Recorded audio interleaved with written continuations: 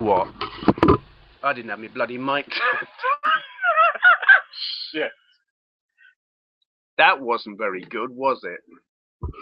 Okay, I should probably edit. I don't know if I can edit. Hello to the 3 viewers who are here. Welcome. Right.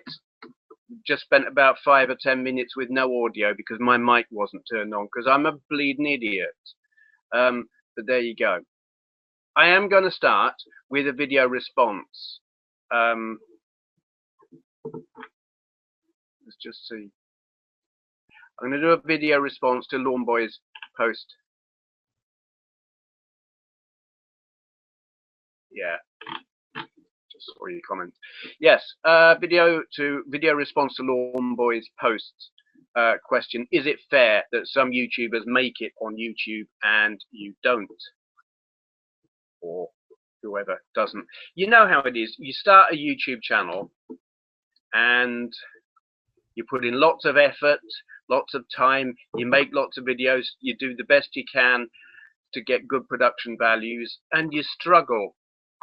And you'll see other channels who are doing much the same thing, and their channel takes off, and it sucks. Is it fair? I've watched a couple of well, no, I watched a response from Ben, T-Rex Space Station, who did a very good response to it, and I kind of want to add to it as well. And Dave's view was, you do it for the fun, and that's that. Don't worry about the numbers, and it's true.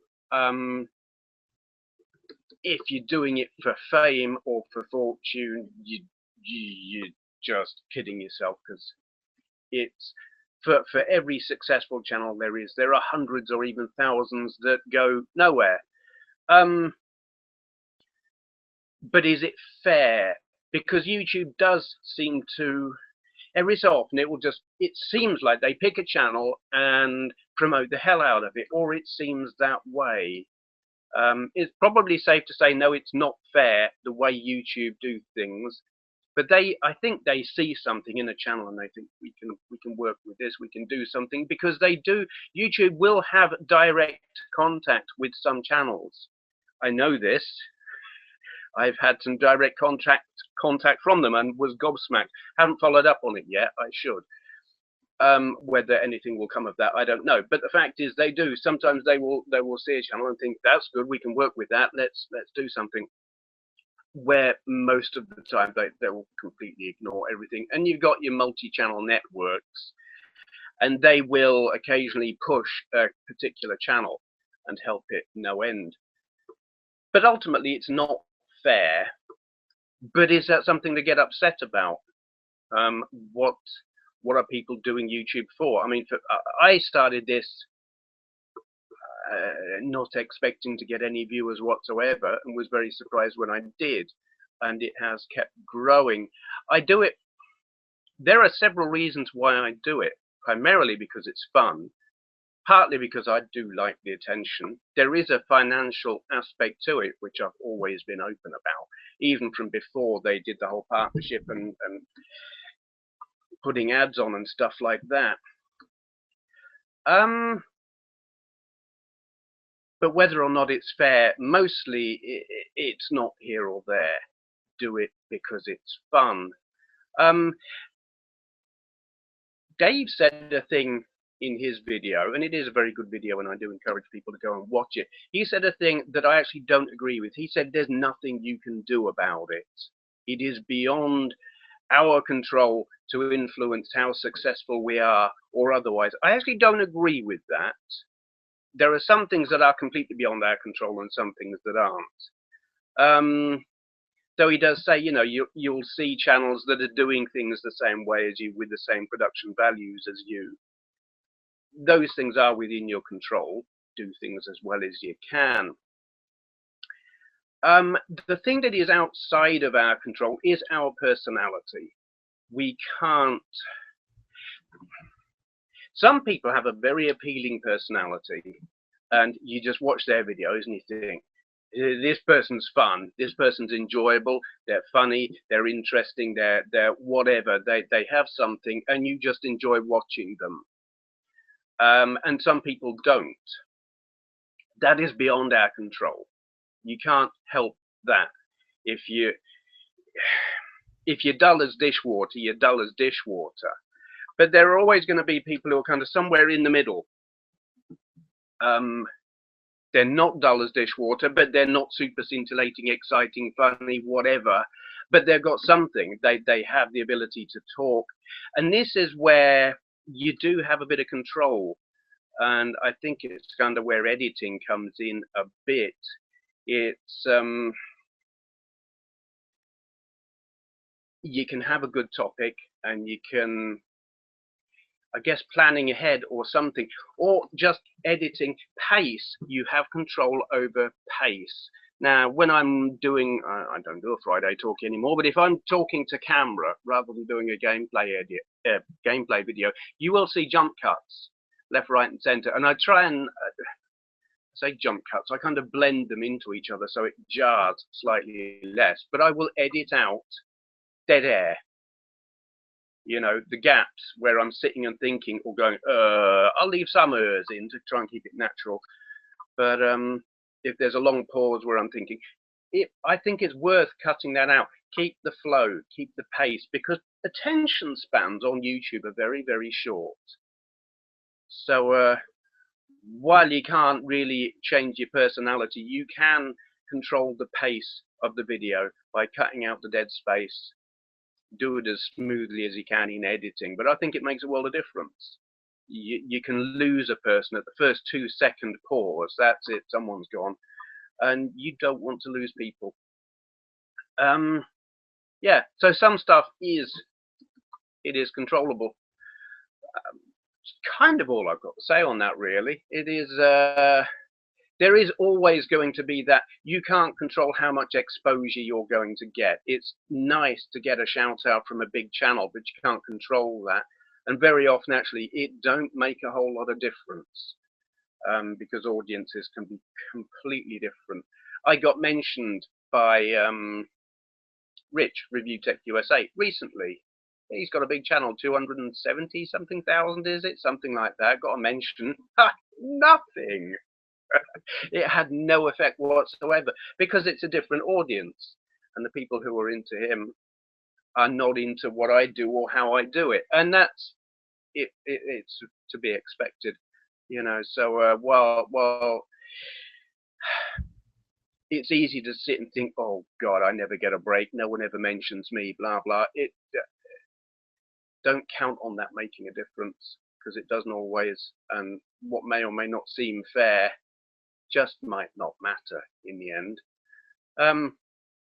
Yeah, I think ultimately, don't worry about things like that. Do the best videos you can, and if you're really worried about getting more numbers, more people watching, cut out the dead air. Keep the pace, because pace makes a lot of difference. That's probably about the only thing that's under your control. Okay, that was pretty ragged. It's thrown me a little bit.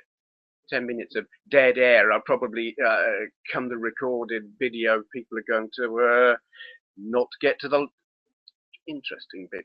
We have one. I've got a load of questions on Facebook that were asked. Hold on, I've also got one on here. Right. Answering questions before I answer the ones people who are watching. I'm going to ask a few that have been already asked. Ben S. This was asked. What video was this on? It's the Master System game recently. Yes. Hi Steve. What arcade compilations games for PlayStation 2 would you recommend? Thanks. Yes, I would recommend, when I can find them, the Williams. Are they Williams? Looking for them now. God, how prepared am I? Midway Arcade Treasures 1, 2, and 3. I would recommend them.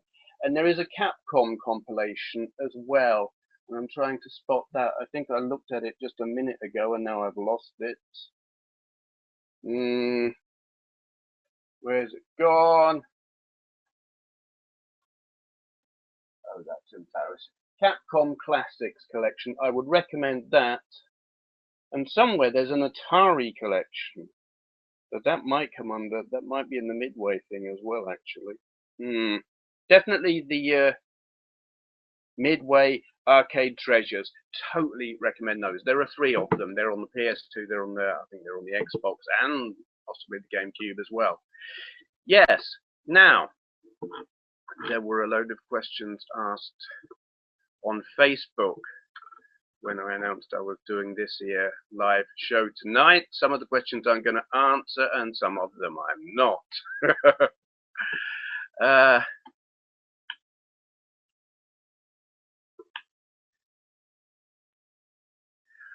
Right, Robin C. Gibson. What is your top 5 detestable music genres? And what was your favourite film of 2014? Top 5 detestable music genres. I don't know. I don't like opera. I don't like country and western. I don't like hip hop or rap or whatever else you want to call it. I don't like rave, or there are that covers so many different description genres and subgenres and whatnot. There was this thing called garage. What? Yeah, loads of different, and like trance. Meh. Yeah, not really into that. And I don't care for most types of metal. I like some old 80s metal, like well, you wouldn't even call them metal anymore, but they were at the time. The likes of Motorhead and AC/DC I thought were cool. But none of the stuff that gets played now, definitely not. I mean, thrash was a genre of its own, but what was considered thrash back then now is just metal. Don't like that. Favorite film of 2014? Oh God, probably Captain America: The Winter Soldier. Probably. So I've seen some other really, really good ones and completely forgot what I've watched because I do that a lot. Very bad at remembering what I've seen. God, what was it? There was a really good one we watched. The Dallas Buyers Club. That was great with Matthew McConaughey, who I normally can't stand, but he was brilliant in that. I don't know if that was like from this year, but from last year rather, but I saw it very recently anyway. What is your favorite humming noise? That's Andy Hewitt. I have no idea. Paul Bennett, what's your favorite question? My favorite question would probably be, would you like me to give you £1 million? Yeah, that would be a good question. The answer to that would be yes. Yes, please. I would like that a lot. John Latimer, what did you have for your tea? I had egg fried rice with chicken. Paul Bennett, are those your own teeth? Yes, I own all of them, though I did pay for some of them. Nick, yes. Paul Bennett, have you ever inappropriate? Don't ask stuff like that. I know you're not being serious, but still. Stephen Horton, hey Steve, what's your top few film soundtracks? Paris, Texas, Blade Runner,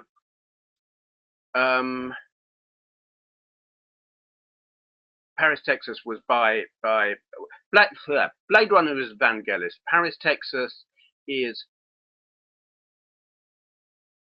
it Muddy Waters? Did he do that? I think it might have been him. And Deliverance. That's brilliant, and I can't remember. I remember he did that. And Akira. Yes, love that. And Birdie by Peter Gabriel. And Last Temptation of Christ, also by Peter Gabriel. Also from Stephen Horton. This is a Gashead, isn't it? You cleverly avoided my Toilet Thursday show. It wasn't that I cleverly avoided it. I just never got round to it. I'm like that. I say I'll do stuff, and frequently I don't, because I'm a busy person. Don't ask me what I'm busy with, but I just don't get the time to do half the stuff that I want to or intend to do.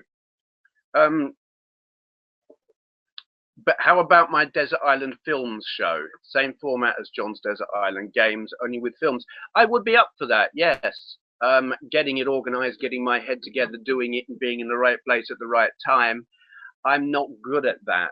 The idea is appealing. Though I will say, I am actually really, really crap when it comes to films, remembering the name of the film, remembering who was in it, remembering what I've watched. I blank terribly. I know their faces and stuff like that, but it would probably be however long, like a video or audio thing of me going, oh, what's his name in that film where Thingy did blah, and because I can't, I blank. I'm terrible, so it might not be. You might find I wasn't a good guess. Right, Ben Rowland. I remember you once mentioned that you composed music for a film. Have you done a lot of them? What else have you composed music for? Okay, I didn't actually compose the music for the film. The music already existed. I just made the music because I made music, and it was on the internet. And this production company found it and asked me if they could use it, and I said certainly. And they didn't win awards for the music, which is a shame. Or if they did, it wasn't for my music. But they won a was it in Sweden or somewhere? They won an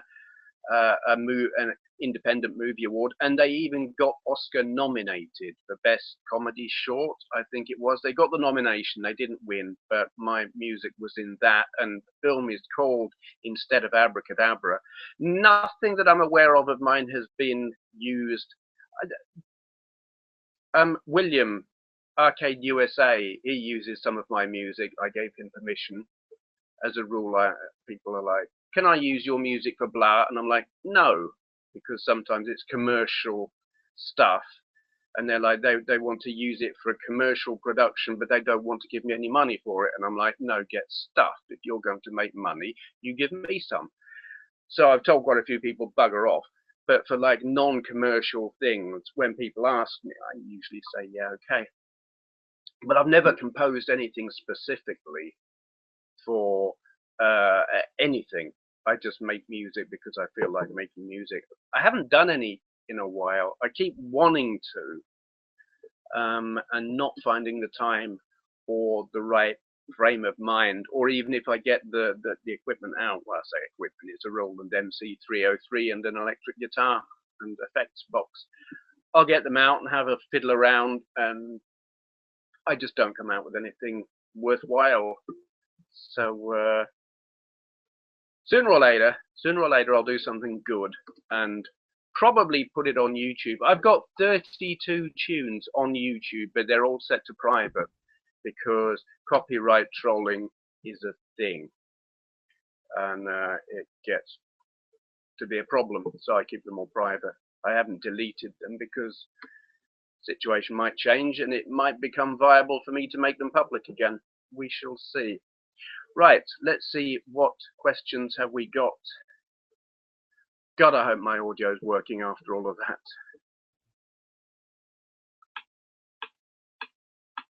Okay, we have stuff. There are people watching. It's not YouTube. You screw the questions up royally. You really do. It's like it says 15 comments, but it'll only show a small number. Here we go. Right. These are out of order, so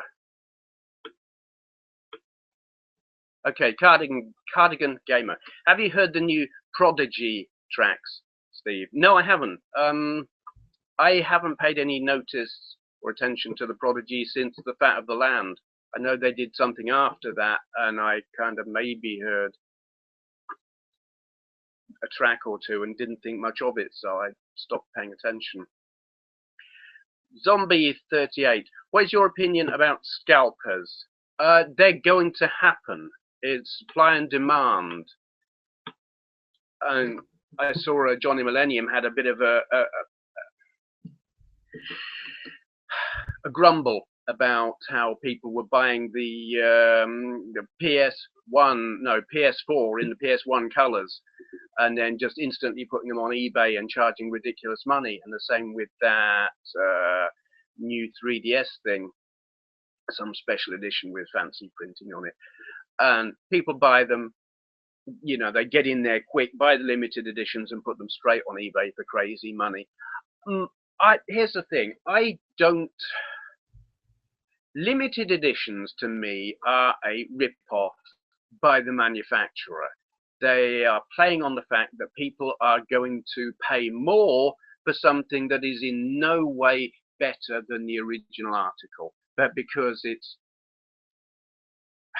rare things are considered desirable. And I agree with collecting rare stuff, but to me it's only rare stuff that's rare because it didn't sell well. That's what makes it desirable. It's a natural rareness. Limited editions is rareness, it's deliberate, so they can charge more. And I think buying into that is it's a mugs game. You're being ripped off, and so the scalpers are just following on from that. It's that exact same logic. They get in there, buy them quick, and then charge even more because they know people will be willing to pay over the odds because it's rare, even though it's a deliberate manufactured rareness. I think it's a mugs game. Scalpers are, it makes business sense. I understand why they do it. Buy cheap, sell expensive. But because people will pay, it's a mugs game. Don't buy the stuff. Dean Flukes. Hello, hello, hello. It's Friday night. Time for a bit of Benway. How the devil are you? I'm well, thank you. What are you currently playing on JXD? I'm not. I'm sitting here talking to you. But the last thing I installed on it was Doom. There's like a Doom, because you don't get Doom natively on it. So you have to get an app that will run the Doom. Whoops.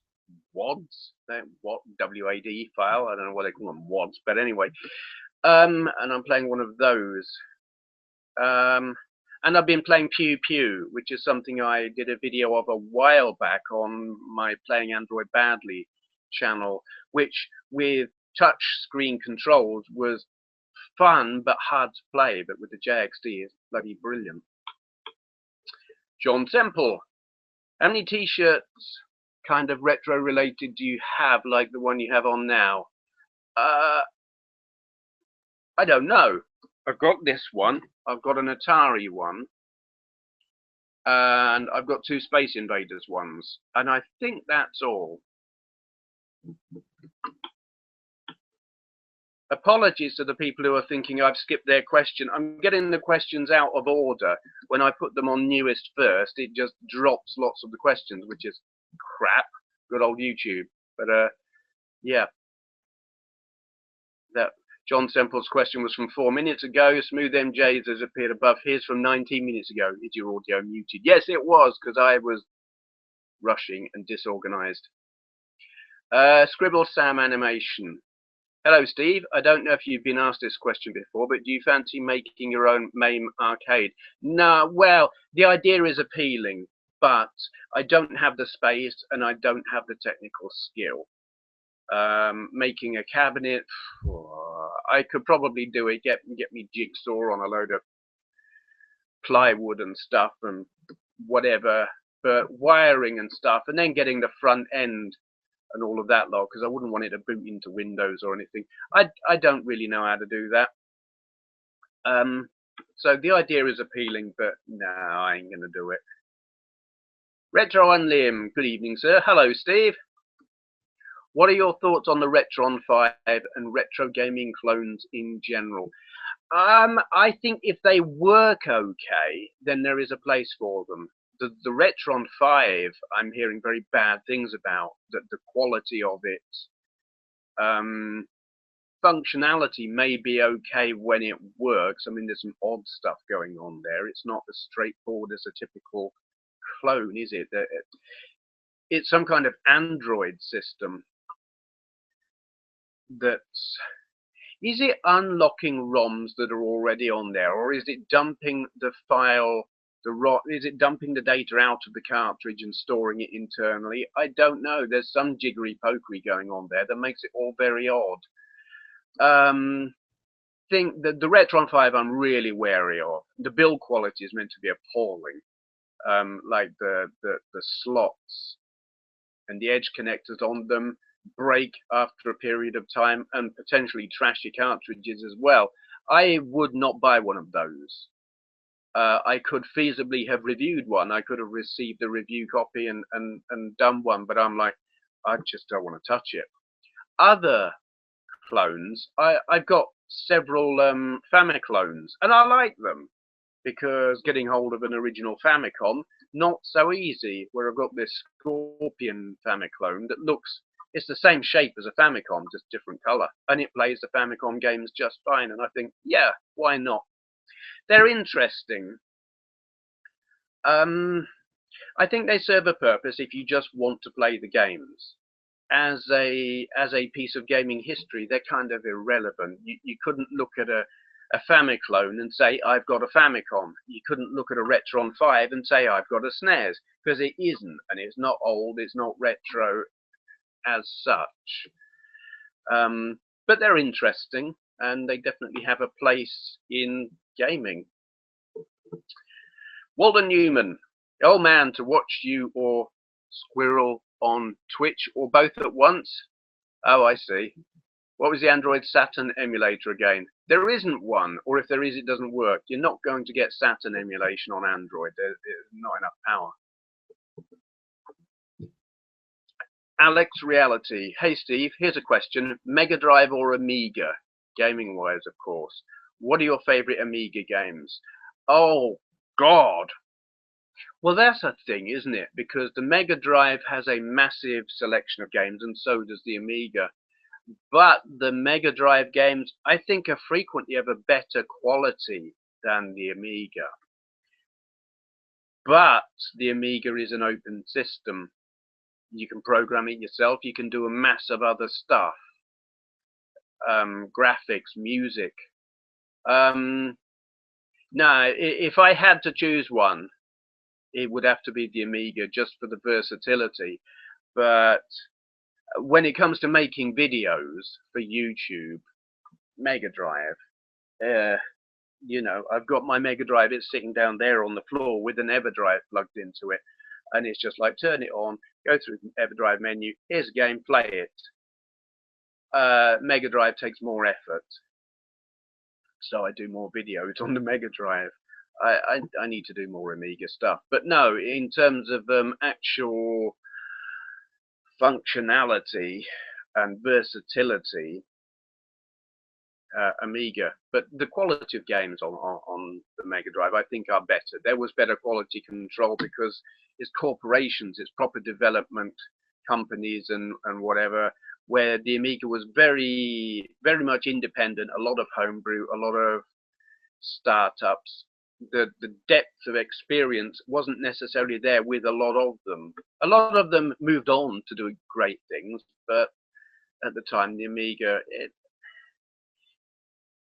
amateurish in a good way, but not, if you know what I mean. It was a bit like it was the Wild West on the Amiga. Varied, very varied. Right, Scribble Sam Animation. This question I'm going to ask is similar to the Lucky Flow question, what I asked some time ago. But recently, a certain person in America went to a GameStop to destroy a Sonic Boom store display. I know who you mean, because he was upset at the recoloring of Sonic's arms from a flesh color to blue. This has been going on for years, so many people in the Sonic fanbase are complaining about trivial things such as Sonic's anime-style appearance, his green eyes, and overreacting to it. Although I do prefer the old Sonic, I think all this chaos over changes to Sonic's appearance is just stupid. I couldn't ever give a monkey's even if Sega gave Sonic a green arse. What's your opinion? I'm with you. I stopped giving a damn about Sonic after Sonic Adventure. As soon as Sonic moved off of Sega hardware, I don't give a crap. I just don't. It's, to me, anything after the Dreamcast, I don't care. I've got that Sonic and Sega All-Stars Racing on the Android thing, and it's fun, but it's not about Sonic. The whole him going into that shop and doing that, well, he's just a twat. I'm sorry, I know people make excuses for him and say, oh, he's autistic. No, he's just a twat, and what he did was twattish, and he deserves everything he gets. All the overreacting and everything, it's just stupid people being stupid. It's that simple. Behave like an idiot, be labelled an idiot, any excuses they might have, I don't care. It's nonsense, and it's not about gaming. It's attention seeking and just being juvenile bleeding idiots. Got no time for it. Okay, where are we at now? Wow. Okay, it's put them all out of order again. Let's see if I can get this in any kind of order. YouTube's being dumb.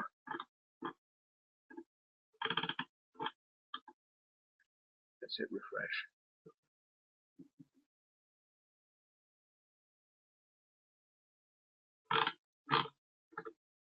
Oh.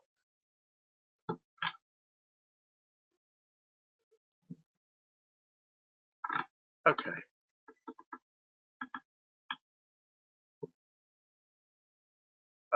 Wayne Sloman, do you have any system reviews that you have left to do? There are lots of systems that I haven't reviewed, but none that I'm actually finding particularly interesting or can be bothered to do. It's kind of Commodore 64. I haven't reviewed that, but it's like, what's to say about it? Everyone knows what it is. I couldn't tell you anything you don't know. And if I do a review of a system like that, there are going to be hundreds, thousands of people who know more about it. And if I get any aspect of it wrong, detail or piece of information wrong, I'll just get jumped on by people saying, you don't know what you're talking about, because it happens. And it's crappy to be on the end of that. So I just don't want to. I don't want to put up with that amount of abuse for the sake of doing a review of a system I don't really care about. And there are a few like that. Yeah, just kind of looking around. No, there are plenty I haven't done, but there aren't any I've got that I really think, oh, I really want to do a video of that. So, nah. I'm looking now. What?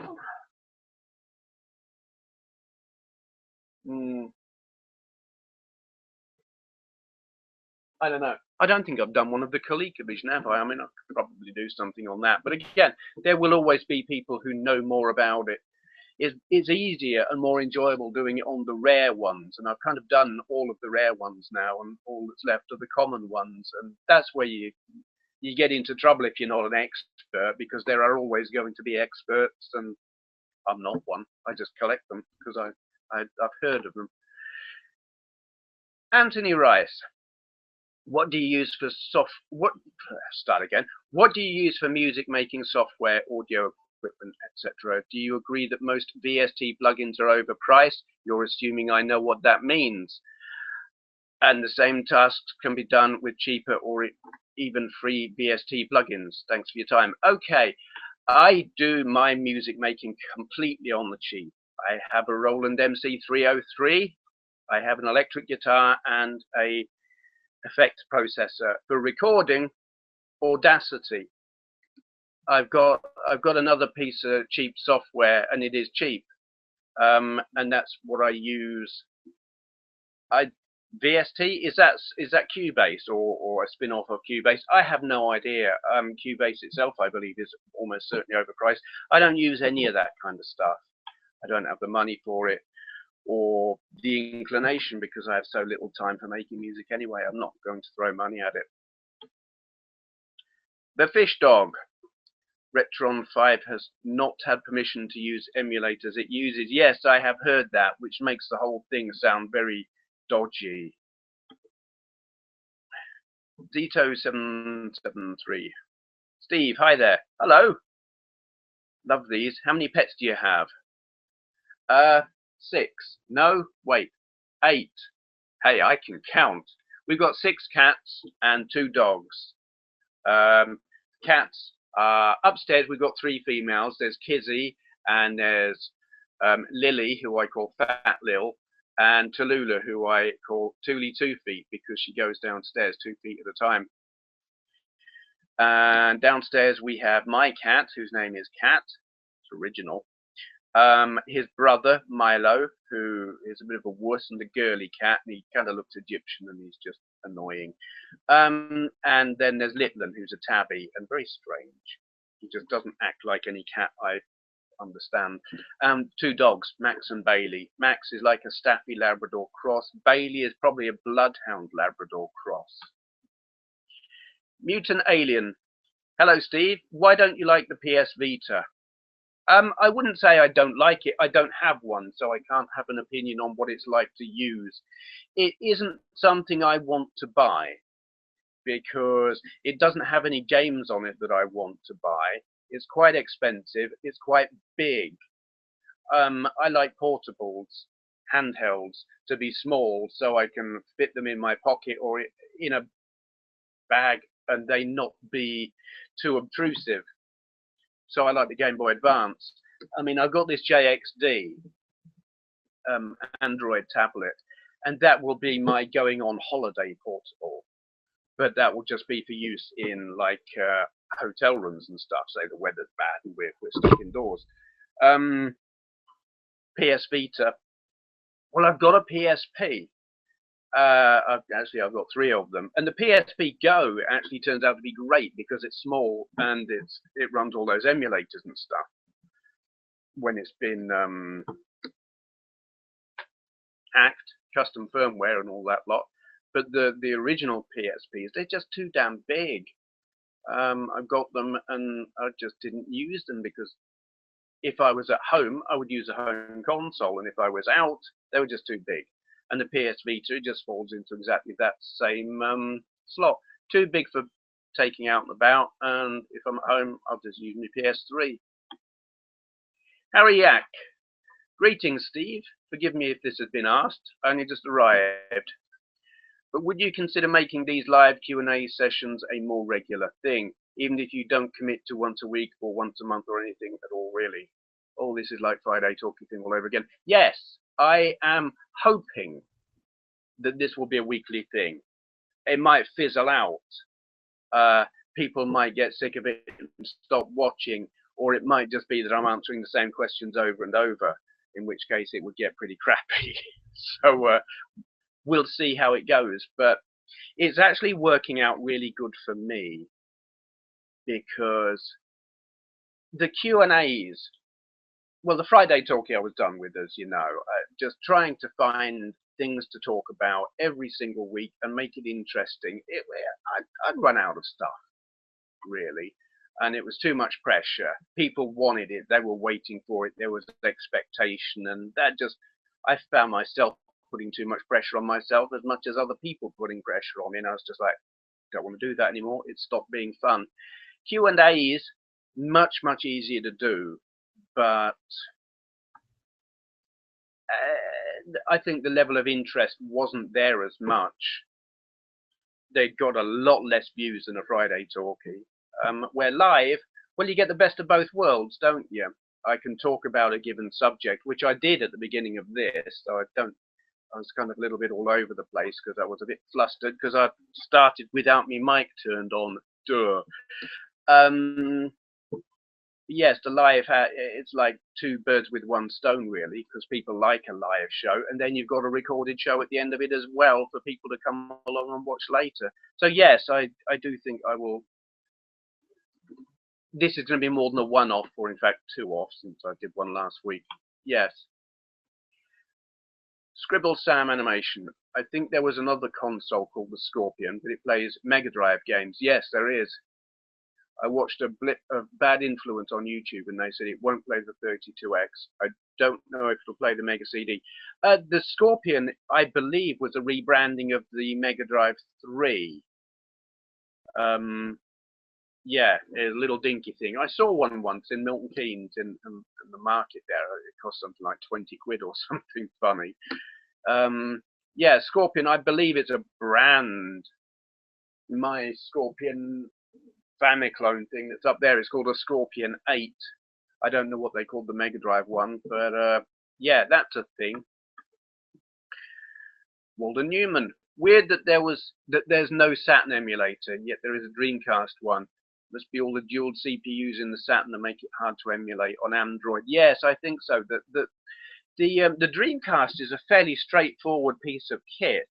It's almost PC-like architecture. It's like a Power PC-based CPU, I believe. All right, it's 128-bit. Yes, but I think it's Power PC-based, which was a known quantity. And then the graphics they were going to go Voodoo, but then they went, what was that other thing? It was a well-known piece of 3D hardware at the time, PC-based stuff, and then the operating system is Windows CE. Well-known, not particularly complicated hardware, so yeah, emulatable. The Saturn, wow, no, that was just a cobbled together mass of CPUs, and I mean RISC CPUs at that, wasn't it? A couple of Hitachi HS2s or whatever. Sounds like some kind of train service, but anyway. Yeah, too complex, not easy to emulate. Hello, Last of Avari. Yes, it is nice when they send you notifications. Awesome Birth. Hello. Zakabamzam. Hi, Steve.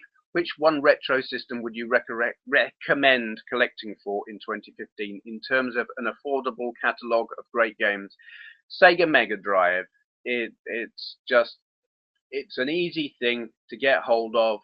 The hardware is affordable, the software is affordable, and there's lots of it, and they're good. They're good games. If you wanted something a bit more modern, PS2, and then you could collect PS1 games with it because it'll play them.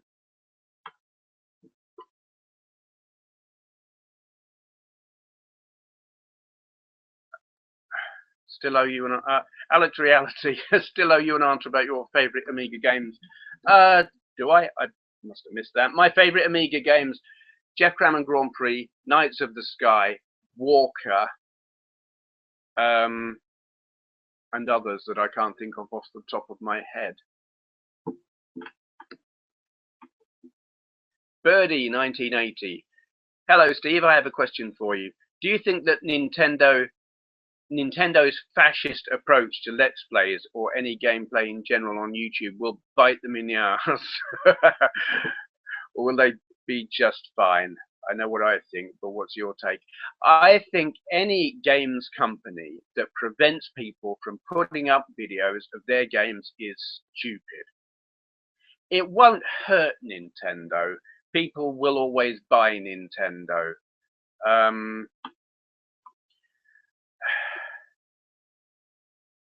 But I think it's dumb. I don't know what they really think they're going to gain from it. I don't know what they think they're achieving. It makes them look stupid. And let's be honest, they have made some very stupid decisions in recent years about a great many things. But then all of the big three have. So it's not going to hurt them in the long term, but it does make them look pretty dumb. But I don't like Nintendo anyway. So there you go. Brandon Morgan, if there was any modern game that could dissuade you from collecting retro hardware and software, what would it be? None? I don't understand how a modern game would dissuade me from collecting. I don't understand. How would that work? No, not possible. That does not compute.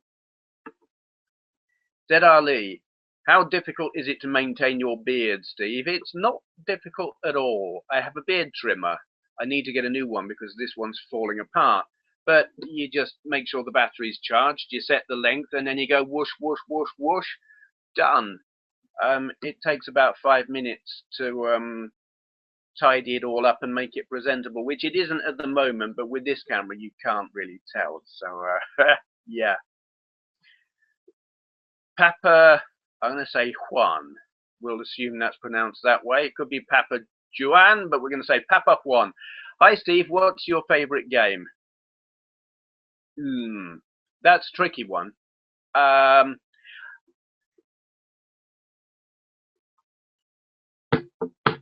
It is going to be either Gran Turismo, though it's questionable which one, Battlefield, though it's questionable which one, or Star Wars arcade game by Atari. And I can't be more specific than that. Retro Unlim, out of your fine collection of consoles or computers, are there any remaining that you would like to acquire? Loads, yes, tons of them. But I don't have the money or the space. I would like a TRS-80 Model 1. I would like a working, I mean, I've got the Video Genie, but it's, and I've got a Color Genie though. It's with a friend at the moment. I don't know if he'll be able to fix it. That's kind of a bit knackered. I would like the Apple Bandai Pippin. I would like assorted PC Engine variants, and that, what was that? Was it not TurboGrafx, Super Graphics? Yeah, one of them. Loads. I mean, computers. There are tons and tons of them. Apple IIe, Euro Plus probably. I don't know. Loads of them. Tons of them. Research machines. 480Z. Yeah. And tons more. Acorn Atom. I'd like one of them. Zito773.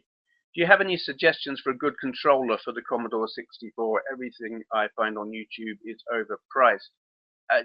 Anything that plugs into an Atari type port will plug into a Commodore 64. When I'm using a Commodore 64, I just plug an Atari joystick into it. You can pick them up, but they're cheap. They break, but they're what I use. Chevanero, if I'm saying that right, Chevanero. Hi, Steve. A few YouTubers have been talking about scalpers buying video game stuff and selling it straight away for profit. What's your take on it? I answered this question about 15-20 minutes ago, so wait for the recording to be uploaded and you'll be able to see the answer for it, because I don't want to repeat myself, because that would be boring for the people who've already watched me answer that question. Scribble Sam Animation. Do you like Bollywood movies? No, not really. I like Hong Kong movies, but not Bollywood. There's the thing, I'm not into musicals. I'm not really into films with music as a main feature of them, and the whole dancing and all that. I just couldn't give a crap about all of that. No. No, not my cup of tea. Case of Glass. Hello, I'm new here. No, you're not. I know who my long-time viewers are, and you've been here for years. I know you're a hardware collector only, but I was curious, how big is your game software collection? I'm okay if you don't feel to answer it. I would be perfectly happy to answer it, but the answer is I don't know. I have no idea. And how do you count things like on the Mega Drive? All of the videos I'm putting up at the moment of Mega Drive games are on the EverDrive. I'm using the EverDrive, so it's just ROMs on an EverDrive. So I'm playing it on the real hardware. Do they count? I don't know. And then I've got CDs full of stuff, you know, compilations, official compilations like the Midway thing. Does that count as one thing because it's one disc, or is it like the 30 games that are on it? I don't know how to answer. Thousands. but I can't give you a number. I have no idea. Last of Avari. Are there any widely available Chinese clones of NES, Famicom, and Sega Mega Drive? Oh, there are, right, sorry. There are widely available clones of NES and Mega Drive in Belarus, and cartridges, they're alternatively legal too. Can be obtained easily. Yeah, I know that kind of thing is. Clones are quite common over in the East. Papa Juan, what was your first video games console? It was a Pong machine. It was a it's a Grandstand. No, it's a Binatone. Binatone Mark 10 was my first one. I've got a variant of it here. That was my first console. It wasn't my first gaming item. First thing I ever had of any kind of gaming was one of these. It is the Timeout Toss-Up, which is a rebranding of Nintendo Ball. It is recognized as official Nintendo, and it even has the Nintendo thing on the back. Yes. Copyright 1980 by Nintendo. So it is official. And I had one of these in I don't know if I had it in 1980 or 81. I think it was probably 81.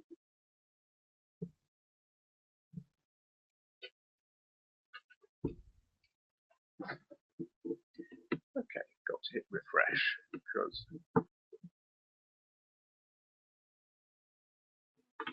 shush.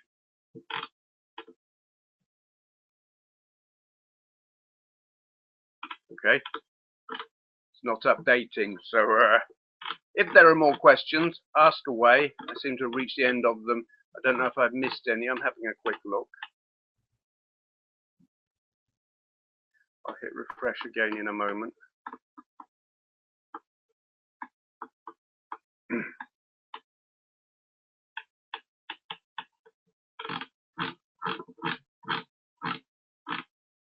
Okay.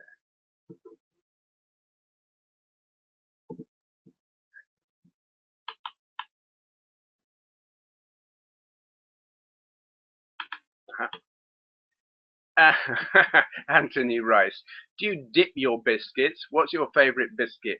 Mine is custard creams, which I buy from an English import store in my town. God, no, I like chocolate digestives, and yes, I do. Well, I don't have them very often, but if I've got a cup of coffee and a biscuit, yes, I will dunk my biscuit in my coffee. And chocolate digestives are probably the best for that. Though I do like, is it Jacob's Rich Tea? I like Rich Tea biscuits as well. They're very nice. Yeah, McVitie's chocolate digestives. Yum.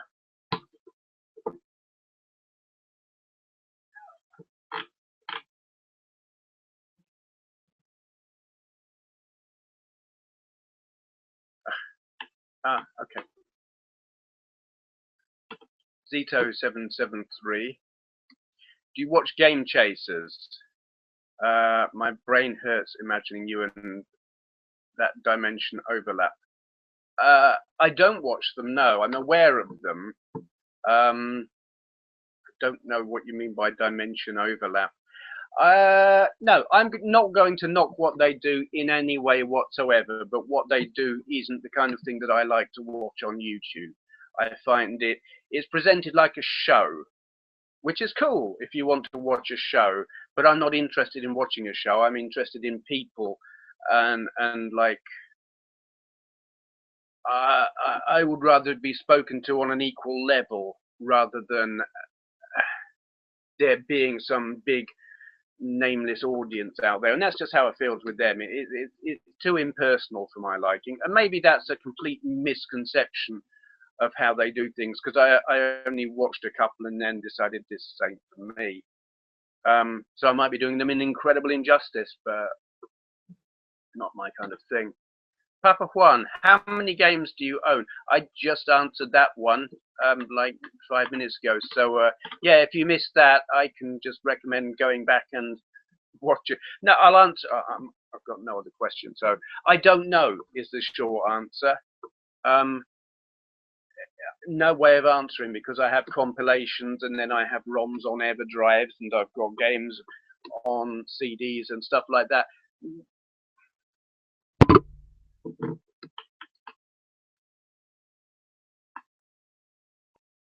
It's all right, it just updated. Yeah, I don't know. It's the short answer. Harry Yak, do you have any plans to attend Play Blackpool this year? It was good meeting you last time round. Yeah, it was very good fun meeting you last time around. This year, I am torn this year. Price of the ticket isn't a problem. I could probably get a free one if I wanted to. It is the price of accommodation is a problem. I'm skint. Money just isn't there. And I could feasibly go just for one day. I suppose drive there, bimble around, and then come back. And if I did, I probably wouldn't do it on the Saturday because the other thing that leaves me torn on it is it's stressful. Because it's loud, it's very, very, very loud, and I can't hear anything that's being said to me. And invariably, people do come up and say hi and want to chat, and I like to chat. But on the other hand, I want to play the games as well, and I don't get much opportunity to play the games because I'm too busy talking to people.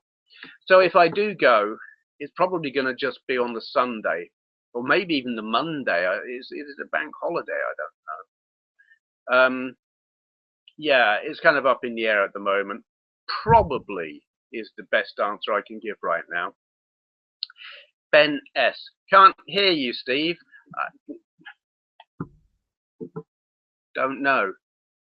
Looking at my thing, it says my mic is working because the green thing is going up and down, and I can hear that through my speakers. So I don't know. I'm assuming it's working at my end and other people are hearing me. Zito773 is saying, well said. So he heard what I said. And if you can't hear me, my answer to you is meaningless anyway. So,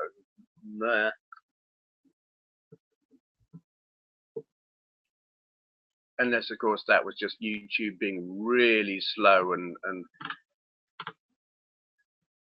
that was a comment from however long ago at the start of the show.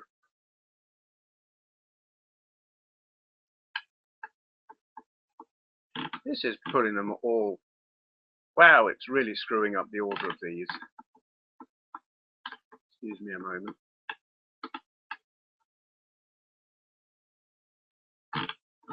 Yeah, all of the comments are being muddled up by YouTube. I've got a comment here that it says it's from 1 minute ago that I know it's from at least 10 minutes ago. Right. Well, okay, just dumped a load more on me. That's good. Retro Games 1979. Have you tried the new Elite Dangerous? No, I haven't. My PC is not up to it at all, not remotely.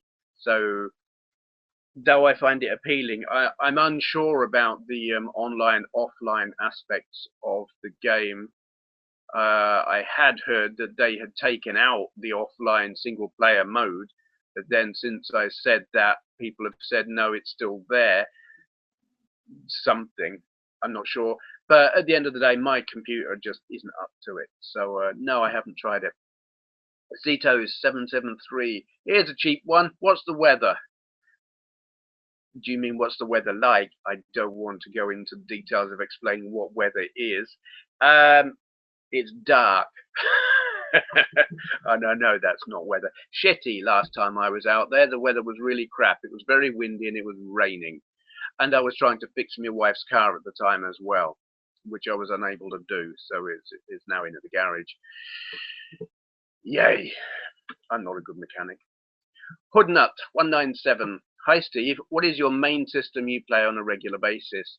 And which of these two systems do you prefer, Commodore, Amiga, or the Atari ST, if you ever owned them or do? Okay, you're new here, aren't you, fairly? the system I play most of the time, if I'm playing for fun and not making videos, is the PS3.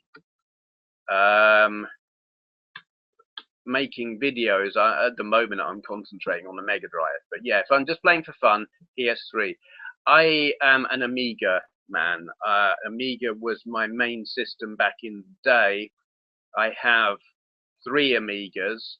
I've got a Amiga, what I call a 1260 Tower. It's a 1200 motherboard, very, very heavily expanded, 68060 processor, tons of RAM, CD writer, Zorro 2 bus board, whole load of crap in there.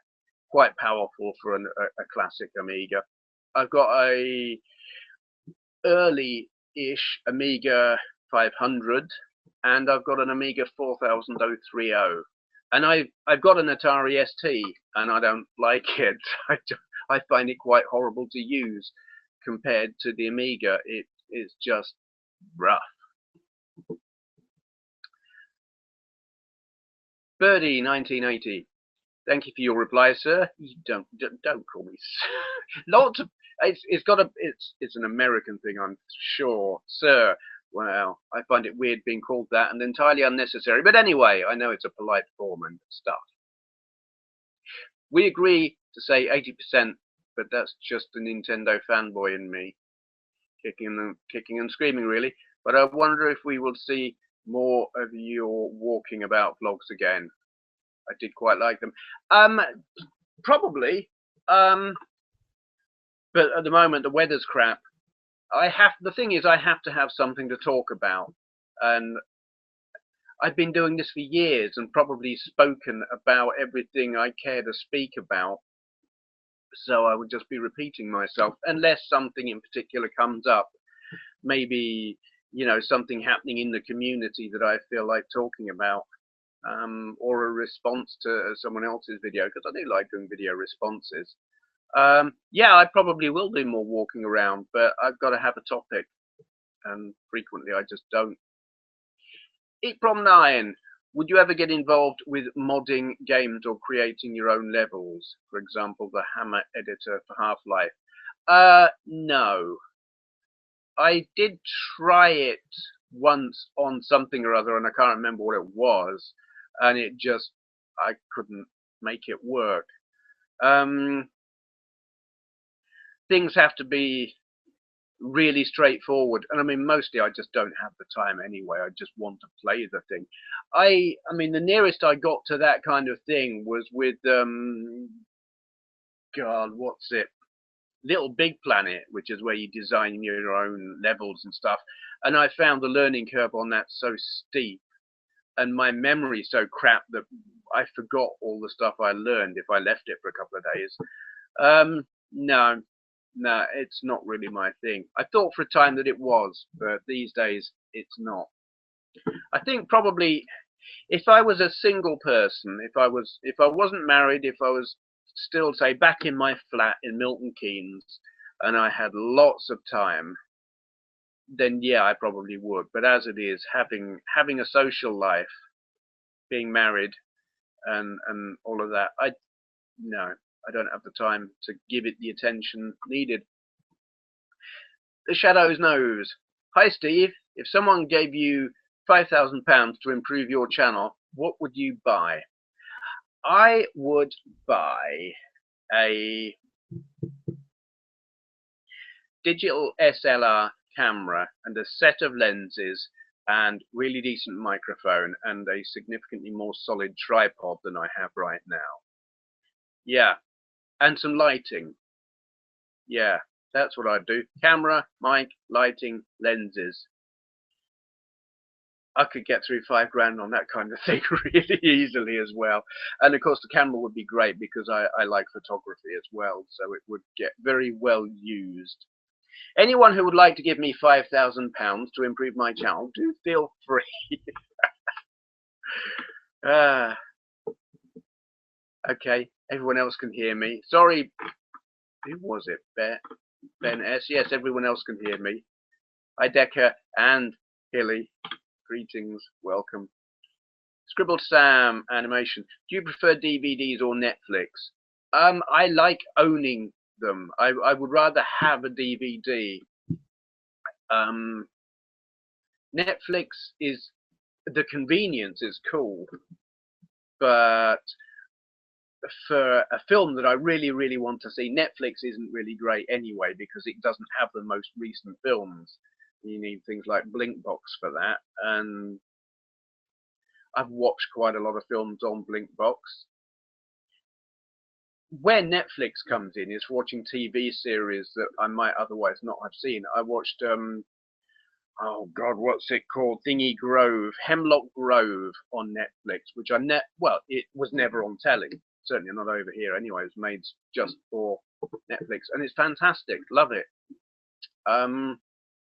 But for movies, I prefer DVDs or Blu-rays, even better. Homer's Double. Hi Steve, love your channel, love your enthusiasm for retro consoles and games. I collect as well. You must have problems with some of your systems in need of repair. Have you a repairer you use regularly that you can recommend? I have C64 drives and Dreamcasts I'd love repaired. Keep up the good work, love it, and thanks. No, I don't have a repairer.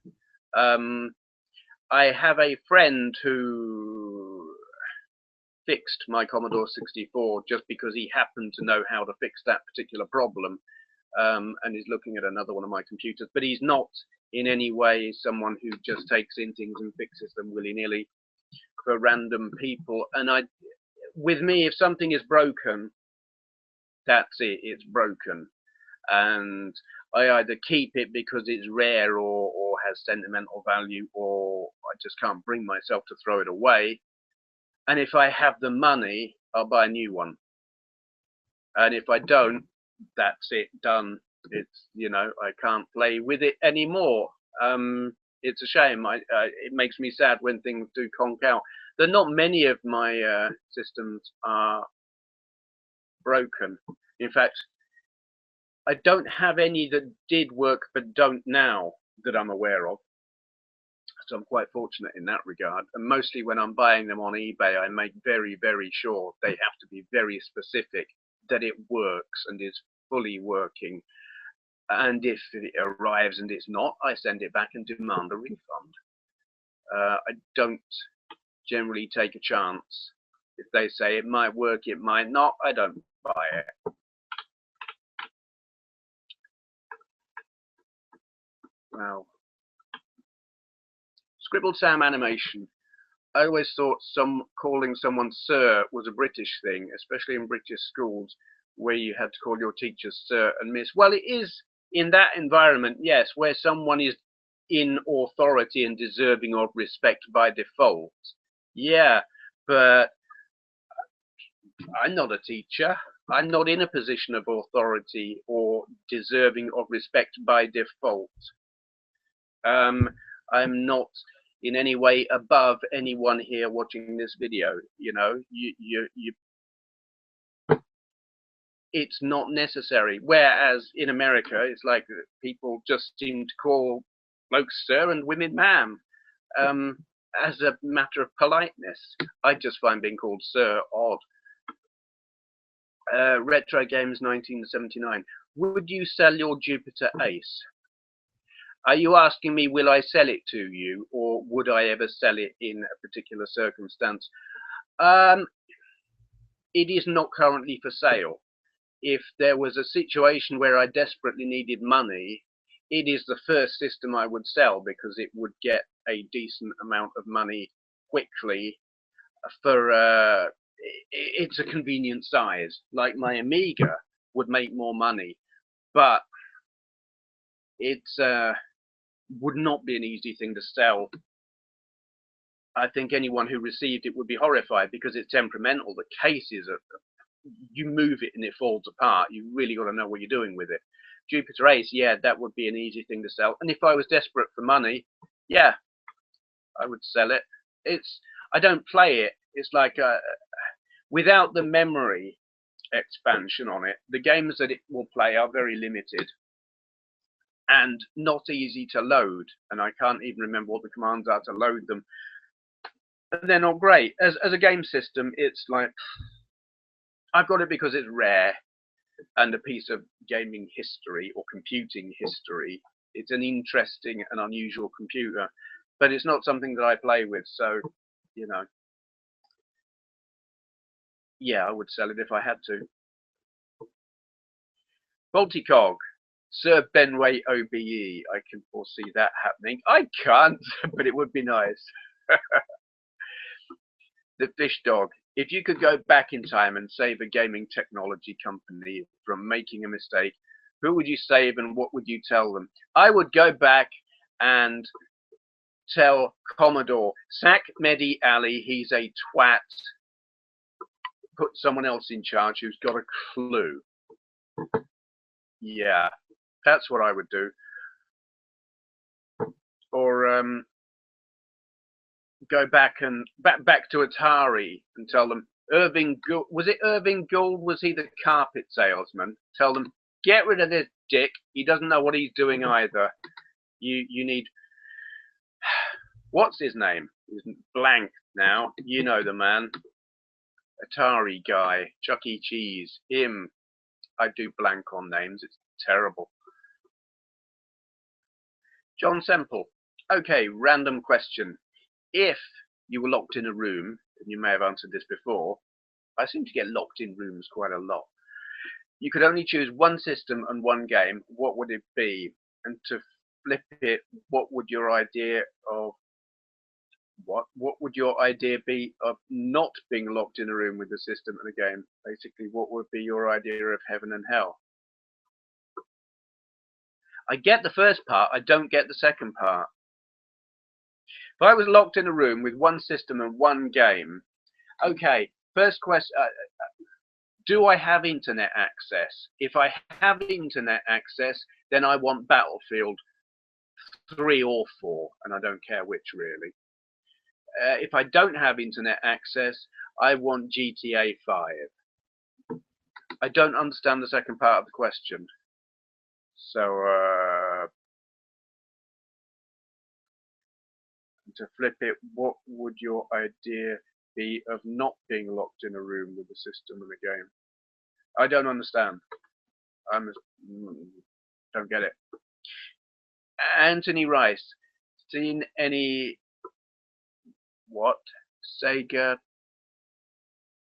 Segata Sanshiro commercials? If not, stop now and go watch on YouTube. Yeah, I'm not really going to stop doing this to go and watch a commercial. No. Greg Calbasa, will you review the Duck Dynasty game? Don't know anything about it. Don't know what it is. I don't know what it's on. So, Papa Juan, do you like to watch other YouTubers' videos? If so, which YouTubers do you like to watch most? Yeah, I watch lots and lots and lots of other YouTubers' videos.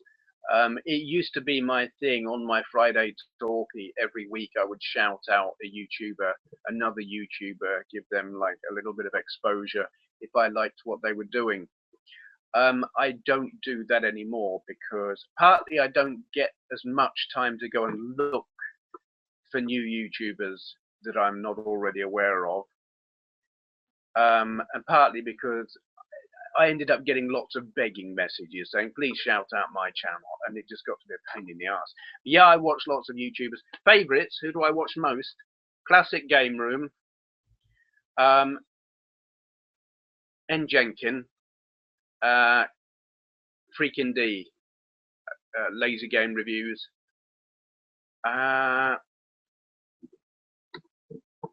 Dave, Lawn Boys Post, and many, many more. Anthony Rice, what mic are you using now, by the way? And with your other videos, do you have a good condenser mic? The mic I'm using right now, right at this moment, Labtech, piece of junk, something like £5 from Dick, if I remember rightly. Video using the mic that's built into the camera. I don't have a good condenser mic because there's no mic socket on the camera. So I'm fortunate in that the mic on there is quite decent, works quite well, so long as I'm sitting close to it.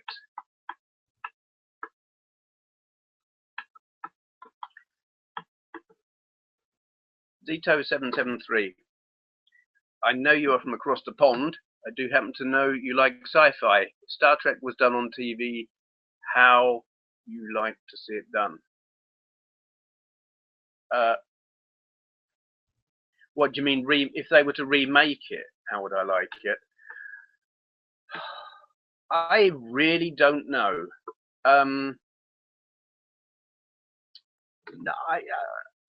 Not a clue, to be honest. I guess I would like it dark and gritty, actually. Yes, very dark, gritty, hard edge. Forget the family friendly. Get some blood and guts in there. Get some. Oh, imagine. What was it? The battle with the Dominion and whatever on Deep Space Nine. I mean, there was an amount of politics in there, and there was an amount of civil war with the Klingons and everything, but they had some big fights, and it got really quite dark. And now I liked that, but they kept it family friendly. Take away the family friendliness, put it after the watershed, have some blood, have dismembered limbs, have Star Trek done Homeland style. Yeah, I'd like that. That'd be great.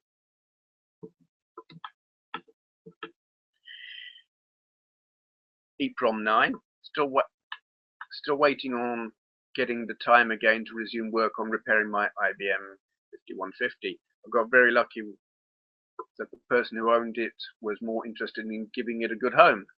Are there any holy grail machines that you have now managed to obtain? Mine are the. You mean have now or have not managed to obtain? I mean, things that I really wanted that I've got were the Jupiter Ace and the Enterprise 64. Stuff that I would love to get still, Acorn Atom, I think. I'd love to get my hands on one of them. There are others that I'd like, but that is one that does have an amount of, I'd say, a personal connection, but it means something to me. I used one, had a go on one as a kid. A friend of mine across the road had one, and it wasn't great. It wasn't great at all, but it's like things that I remember, things that I saw or used back in the day. I try to get hold of now. Money though, they sell for silly money. They ain't cheap at all. Scribble Sam Animation. Do you know if it's possible to emulate Sega Model 2 arcade games on an Android? I am completely unaware of anything that will do that. So if it's possible, I couldn't tell you how. I would be surprised.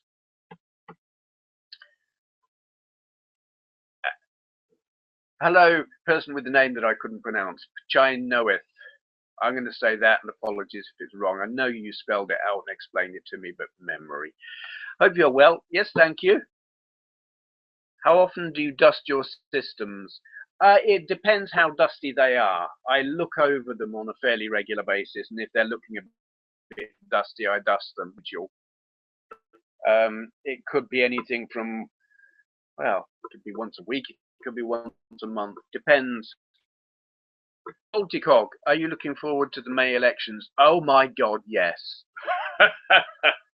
Oh yes, don't get me started on politics.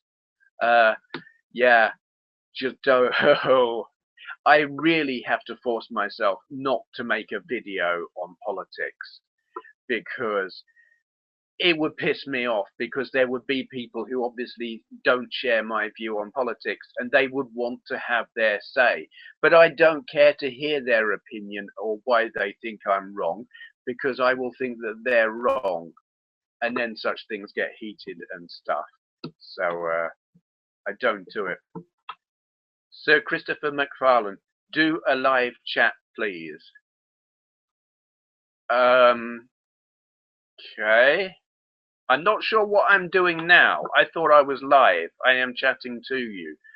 What exactly is it you're looking for? Are you wanting like a live chat window where it comes up real time instead of a minute later? No, not going to do that, because that's just too much like hard work for me to keep up with. So comment is I can offer you, if that's what you're meaning. Brandon Morgan, Hi there, I'm a big fan of your channel, but I'm new to computing and therefore have no nostalgia for these computer games, which I'm so obsessed with. I'd like to get into a good microcomputer from the 80s, considering getting a Speccy, but what would you advise as a good choice for a first microcomputer for the long question? Okay, that is a good question because mostly people are talking about consoles. The Spectrum has a very, very big selection of games, and a lot of them are really quite good. So I'm not actually a fan of it in some ways. If I have a reservation about the Spectrum, it is about the reliability of it on the whole, but also more specifically the keyboard and the video output, the what you call it? Forgotten what you call it, but anyway, the video output. I've got 4 Spectrums, and I'm having problems with all of them. Either the keyboard or the video output being a little bit dodgy. You can get good ones, you can get bad ones, but reliability, I do think, is a concern with them. Commodore 64 is a popular choice. I don't personally like Commodore 64s, but I mean, it's a very personal thing. The most reliable 8-bit system I have that I like using are the Atari 8-bits, and I would say probably the 65XE. I've got one of them. It gives you options. You can have tape drive, you can have floppy drive if you can find floppy disks for them. The tape drive is pretty slow, but you can have cartridges, and that's great. Cartridge software is like no messing about, plug it in, play the game, and you can get lots of that kind of thing on eBay. If I could only have one 8-bit computer, I mean, my thing from back in the day is the Acorn Electron, but that has reliability issues after all this time. My Electron is less reliable than my Atari 65XE. It's a really difficult one, and I don't know what would be the right answer, because it depends on the games you want to play and whether you want to have to mess about if reliability becomes an issue. I'm looking around at what other stuff is good. The TI-99/4A is great, and mine has proved very reliable, but there isn't a lot of software for it. Dragon 32 is great. I've had no reliability issues with that, except getting a signal onto my TV. That's a problem. I wouldn't necessarily recommend an Auric. I certainly wouldn't recommend an Enterprise 64 or a Jupiter Ace. Amstrad CPC 464 is probably a pretty safe bet. They seem to be reliable. You would need to replace the cassette drive belt. You're almost guaranteed to have to replace that, but you can get them dirt cheap from, is it Retro Shack? Is that what they're called? Something like that. I've met the guy, Ian. It's probably a good, except the downside, you need a lead to be able to display it on your telly. There is a specific kind of SCART lead that will play it on modern TVs, I believe, or you could get the MP1 module to display it on a telly. I've got one of them, and it's like, it shifts a bit. Or you'd need the monitor. So it swings and roundabouts with loads of them. Can't give you a straight answer, I'm afraid. Amstrad would be a good option, I think, if you can sort out the display issues and stuff like that. Amstradler. And here I was just talking about Amstrads. Hey Steve, what's your thoughts on gaming TV shows? Been years and years since Games Master graced our screens. Do you think something like it will ever return on mainstream TV? Or is it now more firmly rooted in places such as YouTube? Yes, I think YouTube has rendered TV-based video game shows obsolete. they would not be able to keep up. The level of interaction you get on YouTube, they can't do on TV. YouTube, you can specialize. You have channels for PC gaming or specific consoles or specific games or ways of playing specific games and stuff like that. You can be so specific on YouTube in a way that you never could, excuse me, on TV. They can't compete. And Games Master, it's like the first season of Games Master I thought was great, and then after that it went downhill. And then they got bloody Dexter Fletcher on it, and that was it. I stopped watching altogether because he was just an annoying dick. No, TV can't compete with YouTube for gaming. 80 Sneak Freak. Hi Steve, you legendino. Your top 3 Amiga games, please. I answered that one already, but just because I'm a nice guy, I'll answer it again. Jeff Crammond Grand Prix, Knights of the Sky, Walker. Probably isn't Walker, but that's the one that comes to my mind at the moment. There are others that are great as well. I'm thinking about that now. Cannon Fodder. No! Pinball Fantasies, innit? Yes. Can't really say 3, can I? There's too many. But there you are. Certainly Knights of the Sky and Jeff Crammond's Grand Prix. After that, probably Pinball Fantasies. But, you know, you got Cannon Fodder as well. That's just bloody brilliant. And oddly, I really like Speedball. The first one. Not Speedball 2, Brutal Deluxe. I don't like that one. I like the first one.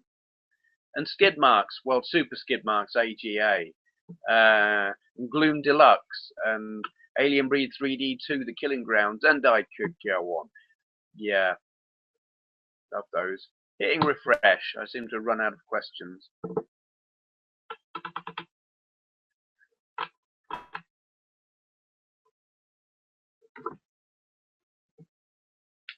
Oh, we've got more. Sturgino. Hi Steve, what do you think of PlayStation Now as a concept? Is this the thing where you stream games on it? Like that thing, I forgot what it was called. There was a console, but also there was a PC app as well. I'm completely and utterly opposed to it. I despise the concept. You rent a game, basically. No, hate it. Give me a physical. If you can't give me a physical media to have the game on, at least give me a digital download so it's stored on my hard drive, so I own it in some capacity. So that if the internet goes down, PlayStation Now is not going to work. You pay money for these things, and the pricing on them is like you're paying more for a few hours than you would pay if you went out and bought the thing second hand. Completely opposed. I think it's appalling. It's a bad idea. I hate it. I wish they would stop it. Yeah. Harry Eck. Steve, did you ever see Games World on Sky? It starred Bob Mills and his slick hairdo. No, never saw it. Don't know anything about it at all. I did actually. I saw a program on Sky that I don't know what it was, but in between segments, shall we say, they had this video clip of a robot that I always had the feeling it was that robot that was on. It was from Judge Dredd. I can't remember what the thing was called, but it just looked like the robot out of very early Judge Dredd comics. Well, stories from 2000 AD, in fact. And that was on some computer game show, but I don't know what the show was. Yes, watched that. I didn't think it was very good. In fact, I've never seen a video games TV show that I thought was especially good. First season of Games Master was all right, but it still wasn't really what I wanted. There was too much fluff, too much filler, too much stuff that I just wasn't interested in. It's like, I don't care how well these kids play this game. I don't care what they think about it. I don't care what they've got to say about it. Sorry to Guru. Larry wasn't on that anyway. He was on the other Violet Berlin thing, whatever that was. Yeah, it's like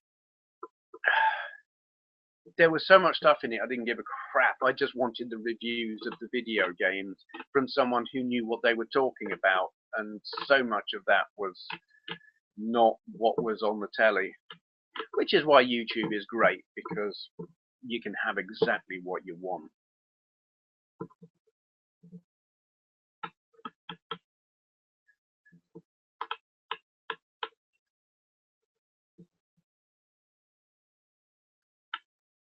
Okay.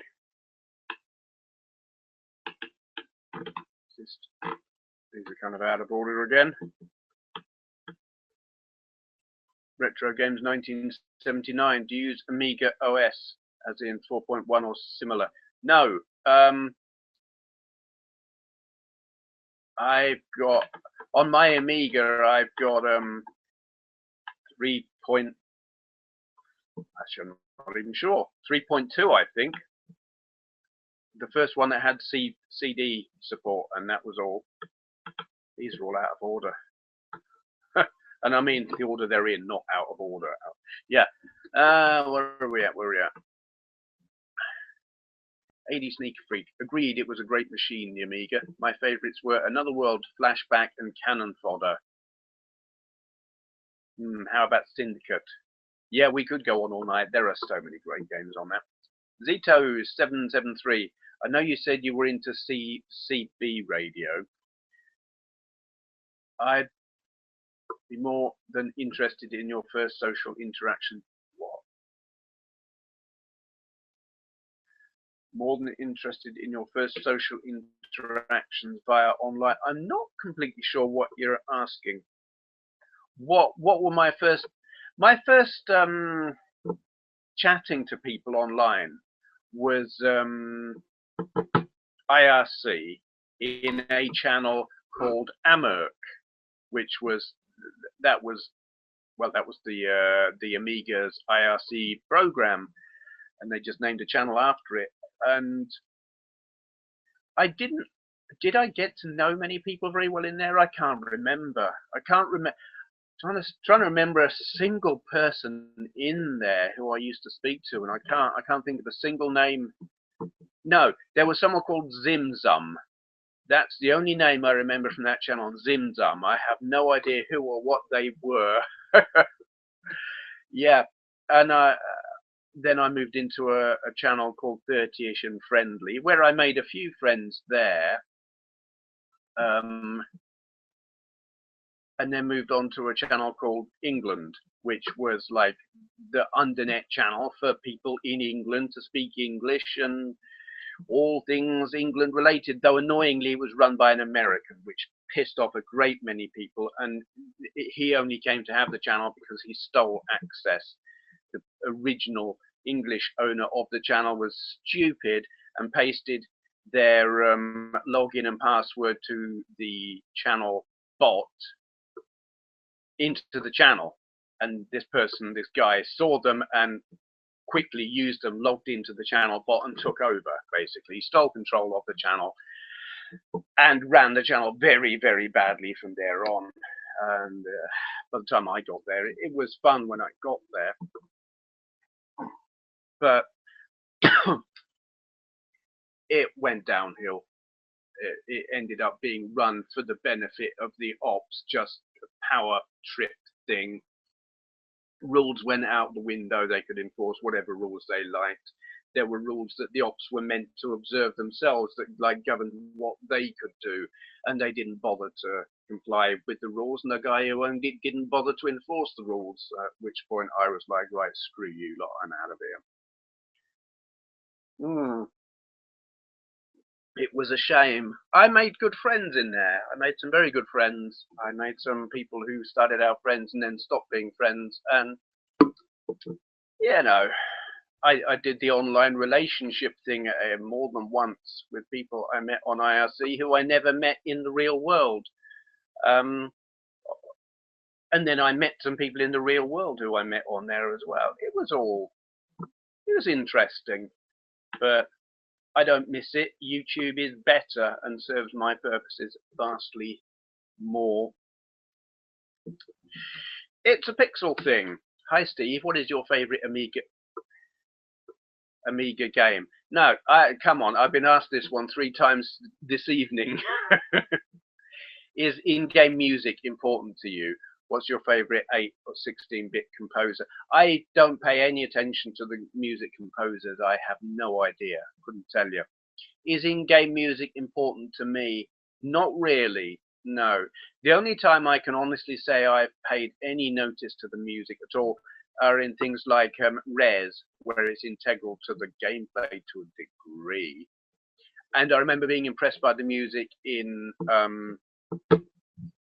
what do you call it? Halo. That was impressive music, but mostly I don't care. Red On. Have you ever been a fan of Depeche Mode? Yes. I like Depeche Mode, though I stopped caring about what they did after Violator. It's like with The Cure, Disintegration was the best thing they ever did. They peaked with that, and after that they went downhill and I stopped caring. Depeche Mode, it was Violator, and I stopped paying attention after that. I got Songs of Faith and Devotion. I found it very disappointing, and I never got anything they did after it. Namco's Walter the Robot. Yes, that's exactly who I'm thinking of. Good memory. Graham Roberts. Hi, Steve. Apologies last week. I just disappeared. Baby started crying. It was really good conversation, Q&A. No worries. Anyone who just suddenly disappears because of the way this thing works, no one has to say goodbye if they're going to leave. It's I can't see if you've gone. Yeah, so I won't be sitting here thinking how rude. Fixato. Howdy, Steve. I hope you're doing fine and that the financing administration bollocks of your study is sorted out. Actually, yes, it is. Thank you. It is sorted at last. It seems to be all systems go, which is good. If you get a 3D printer with a year's supply of plastics materials for it, what would you use it for? I would make a more convenient or suitable or compact or something virtual reality headset. Yeah, something a bit more professional looking than my metal rods, hard hat and gaffer tape creation. Harry Eck. Actually, Larry was on Games World and won. There's a full video of it on his channel. Yeah, I've seen it. Yeah, I tell you what, I like watching that video because it's Larry. But back in the day, if that was on, I wouldn't have watched it because it's that kind of competition that I don't give a crap about on a game show. It's like I just want a review of the game. Yeah. One. You mentioned from time to time that Atari Star Wars is your favorite arcade game. Which system do you think has the best port of said game? Okay, ignoring MAME, which is the best you'll get on a home system. I don't know what it's like on the PC, but the best one I have played is on the Amiga, and you control it with a mouse. It's very playable. The frame rate is good. It's as near as you're gonna get, I think, on anything that I've got. I've played it on like the Atari 8-bit, the Acorn Electron, the BBC Micro, and I don't know what else. And the Amiga one is the best by a long, long way. 2. How long have you been collecting systems, and what advice would you give to someone who is starting a collection? Right. It's a difficult one to answer how long, because I've got a couple of systems here that I've owned from new that I got back in 1986, but I wouldn't say I was collecting in 86. I suppose I consciously decided, right, I'm going to collect old stuff now in about 97. So quite a while. Advice for someone who's starting collecting. Do your research. Know what you want before you buy it. And never, never, never, never pay the buy it now price on eBay. They're ridiculous. Always go for an auction. Don't go over set yourself a limit and don't go over it. And always look at the seller's feedback. If they're anything less than 99.8% positive, read the feedback and see what people are saying. If you've got a bunch of people saying item never turned up, item wasn't as described, seller was abusive, and if you're seeing that from lots of different people, don't go near them. Don't touch them. You need very, very good feedback. Anything less than spotless on their record, don't risk it. 3, please, please, please, please, may you do some more PS1 games. I really enjoy your reactions and opinions on them. I will do more PS1 games. I just don't know when. Probably not too distant future, because it's an easy one to do. And I've got a load of... I have a chipped PS1, so I can just download the games. Because I've done videos of almost all of the PS1 games I've got on original discs. When I do them, I plug them into the PS3. Yeah, there will be more PS1 games. I can't tell you exactly when, but it won't be the too distant future.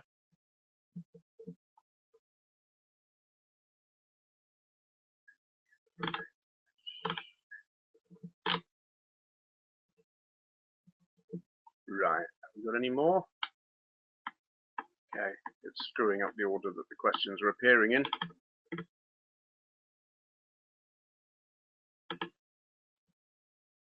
Birdie 1980. I see, mate. I'm Swedish, and at times I get it wrong, but that's fine, I suppose. Question though, any channel plans? I've forgotten what it was I answered a minute ago, so I don't know what you're responding to there. God, see my memory. Channel plan. Wow, this is from 17 minutes ago. YouTube, what are you doing? Channel plans. I'd like to share. I have no plans. I make it all up as I go along. Just keeping it going is my only gameplay videos and anything else that comes up that I find interesting at the time. And that's all. It's unplanned. It's completely amateurish.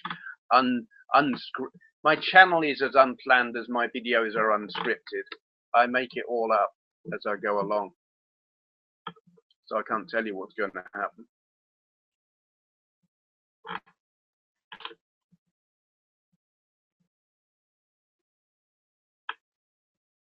Okay, here we go, we've got a few more.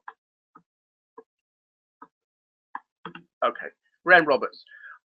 I missed the end of what I think was a comment about TV programs on about video games. Did you ever watch Enjoy Games Master or Bad Influence or When Games Attack? I didn't like the latter, as Dominic Diamond was a bit smutty in my opinion. I never saw When Games Attack. I liked the first series of Games Master, and that's it. The rest of them were not my cup of tea at all.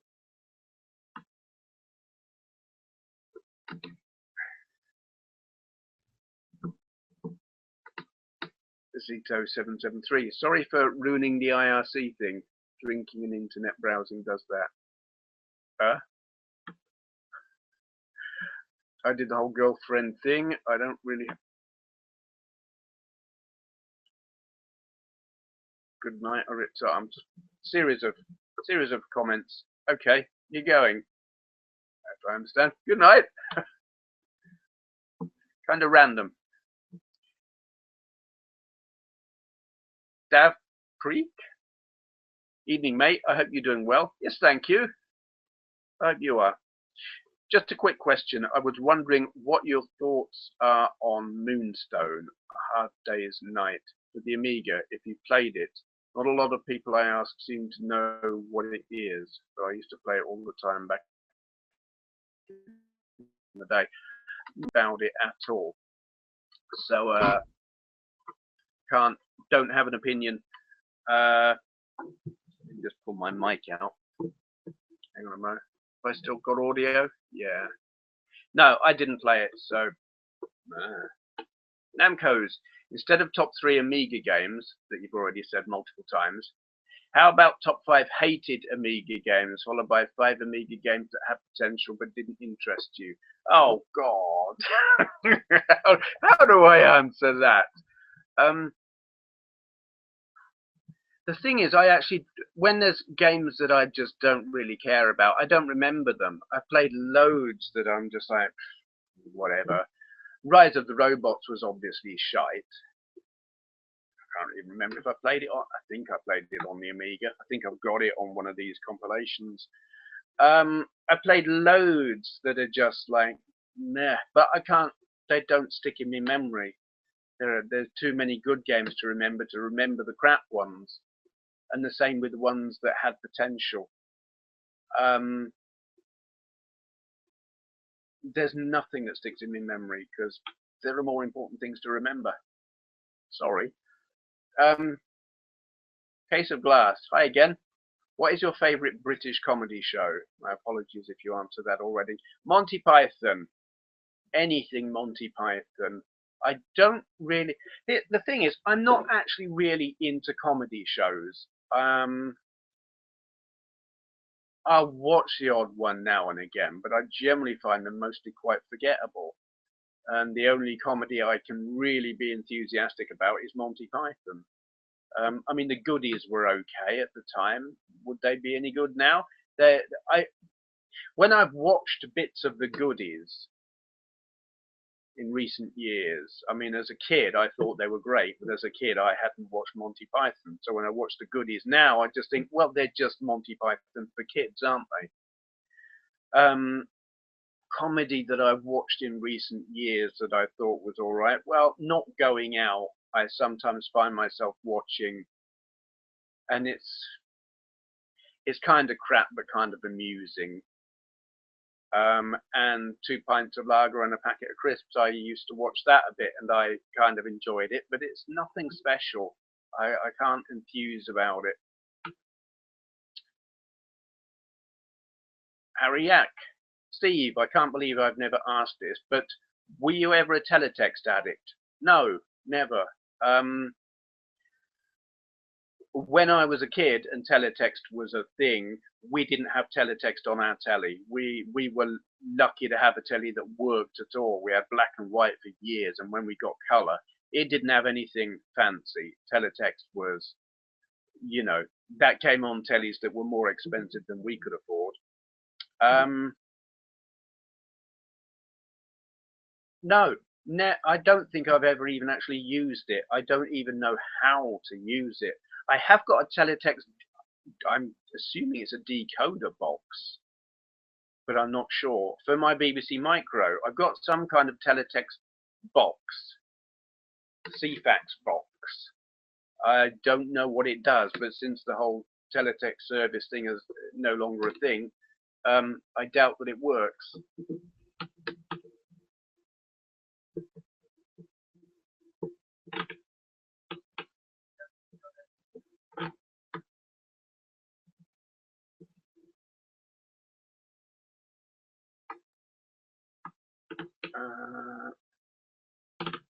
Okay, questions have gone all messed up again. Hitting refresh. Again. Gonna probably wind it up in a minute, I think. Okay. Oh, here we go. It's a pixel thing. From Bedrooms to Billions. Have you watched it? Any comment? I haven't watched it. No. Probably will at some point, but I haven't watched it. 80 Sneaker Freak. Hi Steve. Have you seen anything of the upcoming game called No Man's Sky? It looks potentially amazing. Let me know what you think, or check out a video if you haven't. I know nothing about it whatsoever. That's the thing. Upcoming, anything upcoming, I'm largely oblivious because I don't pay attention to what's upcoming. The only time franchises that I'm already familiar with, it's like if there's going to be a new Battlefield game, I pay attention. If there's going to be a new Grand Theft Auto, I pay attention. If there's going to be a new Gran Turismo, I pay attention. But I've lost interest in modern gaming. It's all so very seen that, done that, blah blah. Most of what's up and coming, I just don't care. So I don't know anything about that. I don't know what it's on. It's like the stuff that's on the PS. Most of the up and coming stuff is like PS4, and well, I don't have one, so I don't care. And also, did you used to watch Red Dwarf back in the day? Yes, I did, and I still watch it now actually, like the reruns on Dave. I stopped watching it after a point. I stopped watching it when they stopped using the cheap little model and started using graphics, computer graphics to represent the spaceship. And then the crew came back. And I don't care about any of that. I stopped, I lost interest by them. It just seemed wrong. And I've watched some of the modern, revamped and produced for Dave Red Dwarf, and that I find just really, really sad. I watched a couple and it was like, this is sad, I don't want to watch it, it's not funny. It's a bunch of old men pretending they're still, it's parodying itself. It's, what would we have done back when we were doing Red Dwarf when it was still funny? Let's do something like that, but they're a bunch of old men. And it's embarrassing. I can't stand it. Joseph Collins. Hey Steve, here's a good question for you. Were you ever into bulletin board services, text-based local networks, back when dial-up modems were a thing? I was, up to a point. I tried it out. I found it interesting. I downloaded a few things. Direct dial to Hong Kong to download a piece of pornographic photo cost me a bloody fortune, at which point I stopped doing bulletin boards. Yeah, the phone bill was astronomical. 20 minutes to Hong Kong back in the mid-90s. Too expensive. I chatted to a nurse from, where was she? Stockport. That was interesting, just a novelty, because I was used to CB radio, but here I was chatting to someone on my computer. That was a novelty, but mostly I didn't do a lot with it. I just tinkered with it and tried to get my head around how it worked. Charles Midton. Hi Steve, greetings from the ice-cold fjords of Western Norway. Have you any Enterprise 64 games that you haven't filmed yet? Would really appreciate if you did more of those. I have filmed all of the ones that I've got and been able to load. I'm sure there are others that are out there. The problem I have largely is there are a lot more Enterprise 128 games than there are Enterprise 64 games, and they all get bundled together. Or they certainly did when I was downloading them, and knowing which was which wasn't always an easy thing. So it's like, if it's not specific, this will run on the 64. Yeah, there will be some. I haven't got any that I haven't made videos of. There will be games out there, but finding them easily and knowing that they'll run on the 64 is not so easy. Casual Gamer.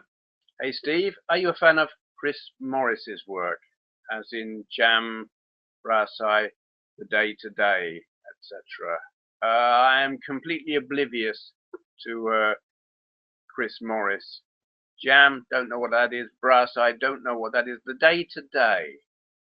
That name rings a bell, but I don't know what it is. So, probably not.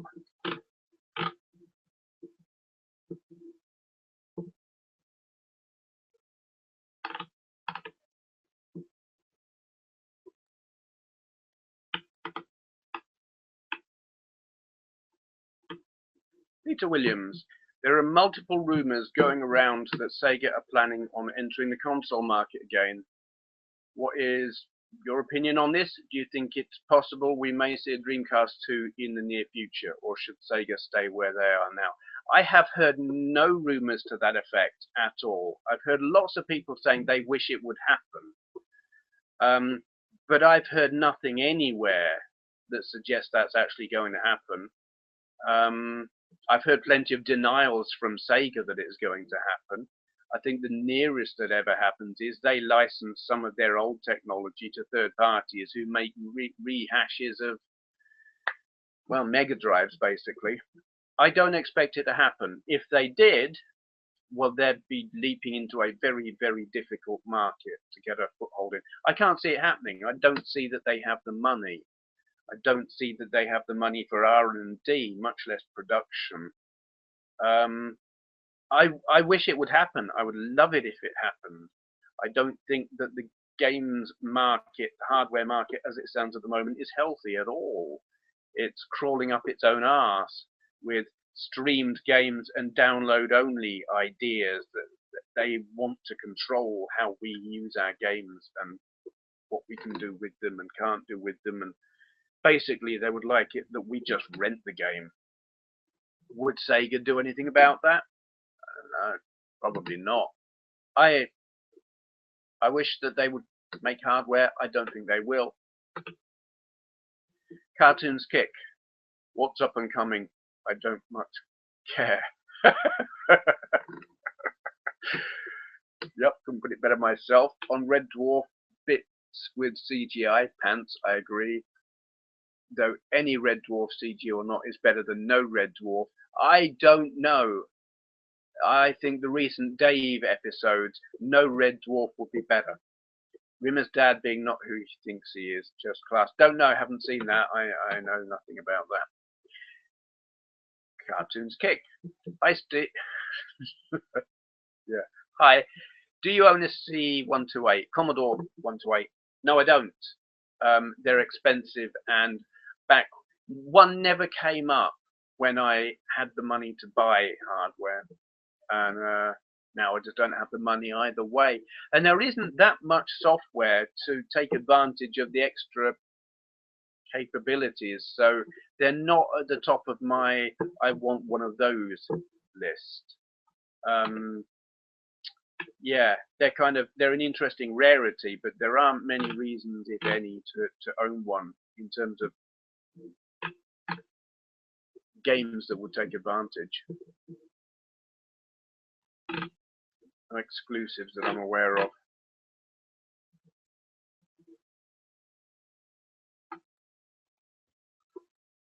Oh, good old YouTube.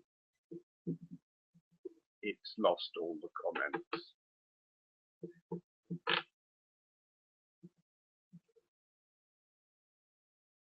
Nope, nothing new yet. Right, where are we at? 10. I'm going to give it a couple more refreshes. So get your questions in now, because I should be winding it up soon.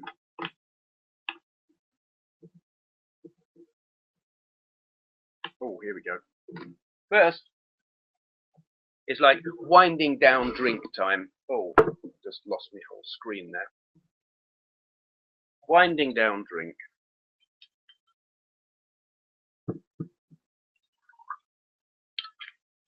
Ty Flip. Hi, Steve. Having just ventured into a new career, engineering, I was wondering what would be your ideal vocation? I understand you were about to undertake studies in a particular field, and is this your ideal path or an opportunity? Many thanks and good luck with whatever you choose to do. Good sir. No, the path I am going down with the Open University it's a dipping my toe in and seeing where it goes. I don't even know where the course itself will go. I don't know what it will lead to when it's done. If I had the money, no, it's not even money that's stopping me. If I could go to a university and do the course of my choice, I would do photography. But I can't. To get into a normal university, I would need a certain level of previous education. I would need some A-levels or stuff like that, or at least better qualifications than I've got. I need a maths O level at the very least to go with what I've got, and I don't have that. So to get into a proper university, I'd have to go to college and spend a year, 2 years, whatever, doing an access course. I tried that, it did my head in, and I dropped out because I just couldn't be jumping through the hoops. It pissed me off massively. If I'd have done that and gone to university, then I would have liked to have done photography, because I like photography, and I think with the training and learning and stuff, yeah, I would be a kick-ass photographer. It's not happening, so I'm just doing this odd open course that is like mix and match, bit of this, bit of that, and see where it goes. Case of Glass, sci-fi shows you like. I love Blake 7 and Doctor Who, for example. Sorry for stupid questions. I love hearing your opinions. That's not a stupid question, it's a good question. 2-3 days ago, I downloaded every single episode of Blake 7 off of YouTube. I pasted a link up on Facebook and retweeted it from Rob Geigerpunk retweeted it from someone else. On YouTube, search Blake 7 movies. You'll find it. They've got every episode except for the final one. Complete episodes. Except the last one, and in the interaction or conversation or whatever page that it is on there, you will find a link to someone else who's hosting the final episode. Download them all. That channel surely can't stay there forever. It's, you know, copyright. I don't know how it's still there, unless BBC or Jerry Nation Estate have said yes, leave it there. It's got adverts all over it. Maybe they're making money from it. I don't know. But Doctor Who, love Doctor Who, absolutely. I love all the Doctors except the very last one, the one after Colin Baker. I've forgotten his McCoy, Sylvester McCoy. Hate him, shy, annoying. And then Doctor Who at that point had gone to hell. They were just, they were wrecking it. It was like they took all the funding away from it, gave it stupid scripts, gave it a stupid, inappropriate actor, sabotage, that's what that was. And then they brought it back. Ecclestone, don't really like him. Tennant, fantastic. Smith, first 2 series, fantastic. Capaldi, brilliant. Lots and lots of people don't like Capaldi, but I think he's fantastic. He just unfortunately is being given a load of shit scripts, and I blame Moffat for that. He should just piss off. Wow, and I haven't even started drinking yet. Lady Sneaker Freak. Not a question, but just to say thanks for doing this, Steve. You're very welcome. Thanks for joining us and asking questions and sitting and watching while I go blah. Ben S. That was at the start of the video. What was at the start of the video? Context, please. I don't know what you're talking about.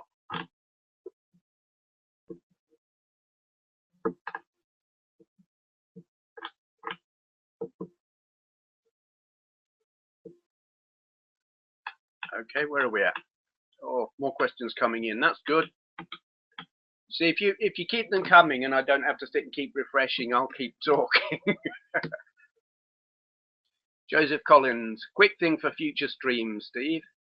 I'm still here, so I'm going to answer it now. If you're browsing the standard all comments section, you should be able to click top comments, then newest first to refresh the comments. Yeah, I know about that, but it's just not working. This should work both in the video page and the all comments page, probably. Sometimes it doesn't, sometimes it doesn't. It's being very unreliable. Also, thanks for the answer to previous questions I asked. It was quite amusing. Good. Atari staff room. Hi, Steve. Dead simple question. I think the measure of any system can be found in a good old-fashioned shoot 'em up. What is your all-time favorite and why? Loving the Q&A. Okay. All-time favorite shoot 'em up.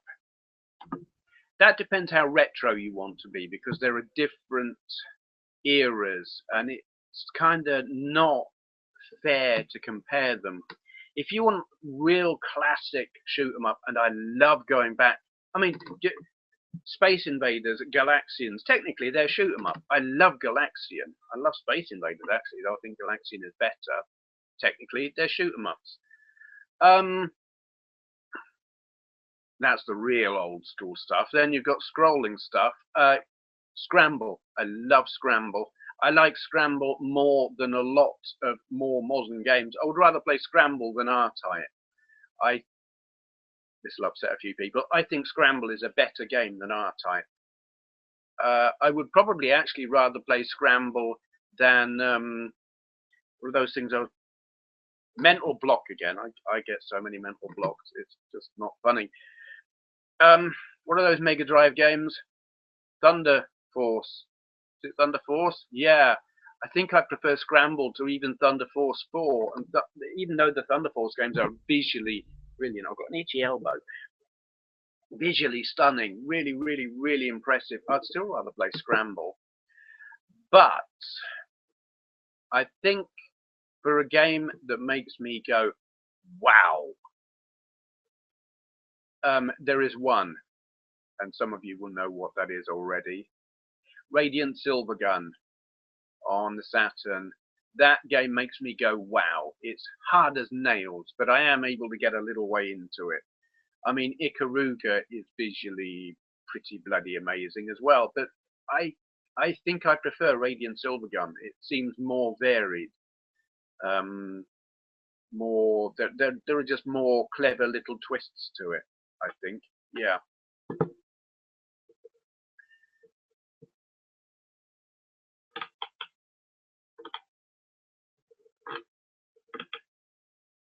Okay, where are we at?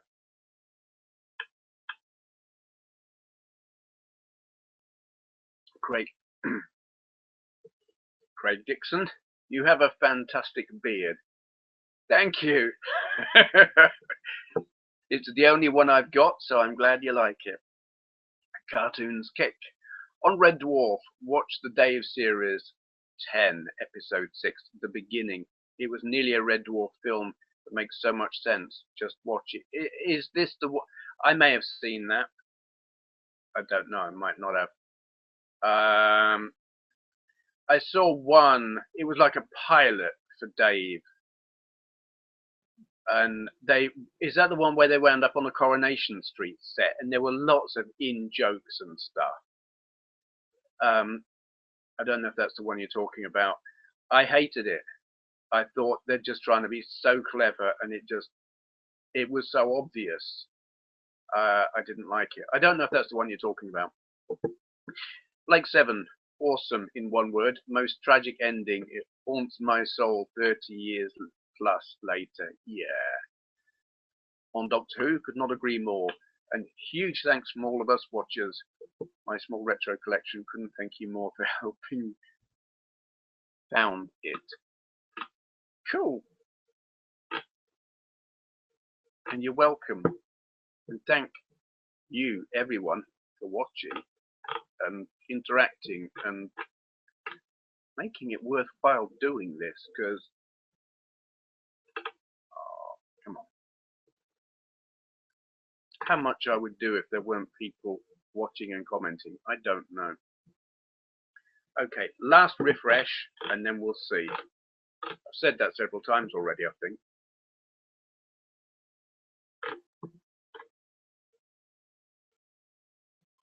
I can hear an amount of mayhem going on downstairs, so I'm kind of inclined to stay up here and carry on chatting here.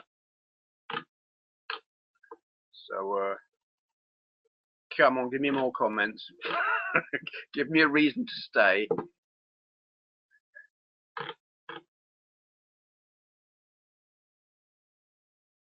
Don't know how many people are watching, actually. Have a looky. That's, yeah, we've still got 26 people.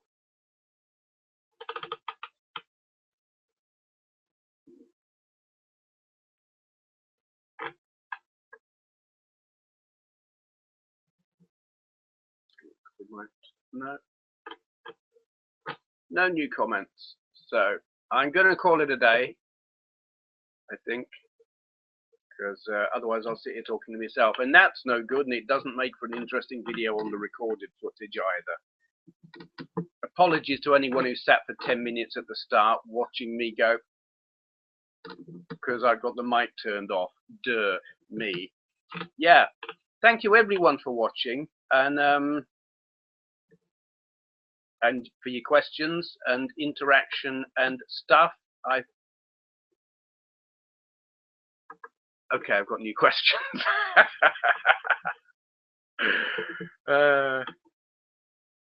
Doomin PL. Do you believe in UFO? Not really. Ty Flip.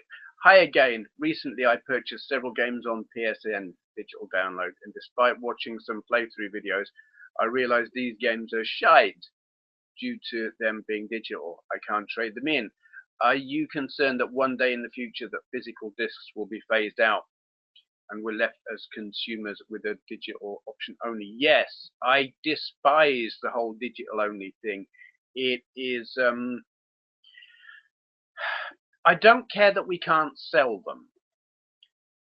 What bothers me is if you buy a system that was download only, second hand, as a retro item, you're basically, unless it's been jailbroken or got custom firmware on it, you can't get any new games on it.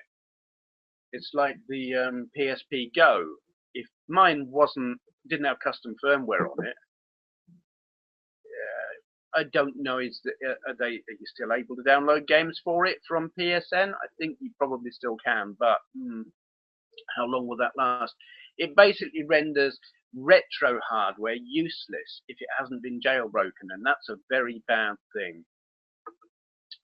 The Fish Dog, you should team up with other channels and do live group. No.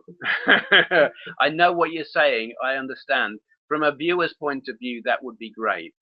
From my point of view, I would not enjoy it at all. I don't play well with others. Just chatting with people on the internet I find awkward. Lag is an issue. You get people talking over each other. You get people interrupting each other. I can't be dealing with that. If I'm speaking and someone talks across me, I stop speaking and I sit there thinking, you rude bastard. I don't want to spend time speaking to you any longer. I obviously don't say that or show it, but it aggravates me greatly.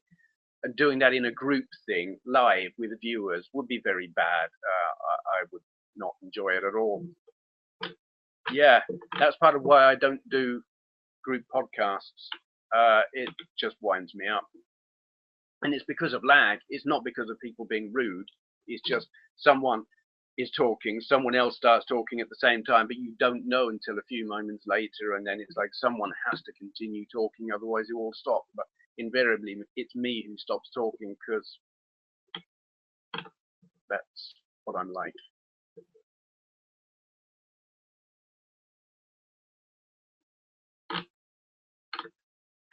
There I am saying I was stopping, and I'm still going. Ooh.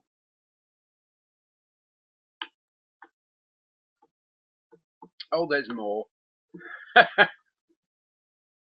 Case of glass. Good night, Steve. It was great. Yeah, cool. Thank you. I'm still here. Mensky, bah, I just turned up. Hello. Hello, I'm still here. I haven't gone. Ask questions and I will stay. I'm only going if no one's asking questions, and it kind of got quiet for a bit. And that may not be that people weren't asking. It's just updates. Charles Midton, thanks for doing this. Another great Q&A. Have a nice weekend. Thank you. You too. I'm still here. I will be going, but I'm still here. Kind of holding off going. Harry Yak. Steve, we will never let you end this stream. Might soon be pushing the 8-hour limit. I don't think I could last that long. I have done 4-hour live shows before. I used to do it on a regular basis, and again, I think it was Friday nights. I was downstairs in the kitchen with my netbook. Yeah, and I used to go on for about 4 hours. ZR Lee, how are you getting on with your 3DS XL? I haven't heard you talk about it for a while. I haven't used it much, to be honest. There are very, very few games on it that I give a crap about. I can't find anything for it that I want to play, and that's Nintendo. They they produce or sell a kind of game that just doesn't do it for me. I love the 3D on it, but I mean, what have I got? Mario Kart 7, love that, but I've got as far in it as I'm going to get. Star Fox 3D, love that, but I've reached a point where I'm stuck. I've got Super Mario 3D World or whatever it's called, and I like it. I think it's incredibly clever, but I I don't actually enjoy playing it that much. I think I say I like it. I like the concept. I like the idea. I like the way it's put together. I just don't find it fun. I think because I don't like Mario. It's everything about Mario games to me is just nah. I've got a Super Mario Brothers 2. Is it? Yeah. Don't play it. Not my cup of tea. Tom Clancy's Splinter Cell 3D. Don't play it. Don't like it. Rayman 3D. That's clever and impressive and everything, and I don't play it because it's good family fun. I don't want good family fun. I want to blow people to pieces and see blood go everywhere, or drive a very fast car with realistic physics. And I'm not getting that kind of thing on the 3DS. So I love the hardware, though I wish it had that eye tracking thing that they have on the new 3DS. It should have been there originally. But the games, it's not got my kind of games, and that's frustrating. Atari Staff Room. Read the question on all-time favorite shoot 'em ups. What's your favorite Dragon 32 shooter? Thank you for inspiring me to go back to my Dragon 32 roots. Don't know. What's the game called that I named Super Fart Attack? It's a Space Invaders clone, and I can't remember what it's called, but that I like. Google, search for Super Fart Attack. I don't know if you find it actually. There will be people who know which game I'm talking about. Ariak. Oh, multi-person streams are subject to lots of hangout lag. Veteran Live knows this to our cost. Yeah, I can't. I just don't cope well with that. If someone talks across me, I stop, and then I sulk and try not to show it. But I'm just sitting there thinking, you know. Dave Webster. Hello, Dave. Hi, Steve. Have you any plans to record new music? Plans, yes. But when or how or if is another matter. I keep wanting to do it. Actually doing it. Crow, will this question keep you streaming longer? For a couple of seconds, yes. Ryan Coleman, you've probably been asked this before, but have you been asked about the new retro racer called Drift Stage? I haven't been asked about it. I don't know anything about it, so I have no opinion. Don't know anything about it. Cartoons Kick. Steve, is it worth buying a Sega Saturn? I've just bought my first Mega Drive, loving it, but just wondering if I should buy its successor. Well, now, what do you want to do with it? If you want to play 3D games like the kind of thing you could play on the PS1, probably not. The PS1 does them better. There will be those who will complain and say, no, it doesn't, no, it doesn't. Sorry, it does. The PS1 is better at 3D than the Saturn. End of. I've got them both. I know PS1 does it better. But if you want to get a action replay cartridge that will do away with the region locking and then trust eBay, won't rip you off, and get a load of Japanese imports of things like Power Drift and Gale Racer and race driving and all the funky Japanese shooters, then it's absolutely worth getting a Saturn. There are a couple of good PAL region Saturn games as well. I mean, Sega Rally is totally worth getting. That's great.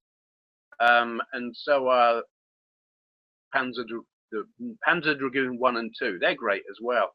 Most of the other stuff, meh, not so much. Yeah, I would say if you want to get the Japanese stuff, absolutely. If you want 3D stuff, if you want a really, really wide variety of PAL region stuff, probably not.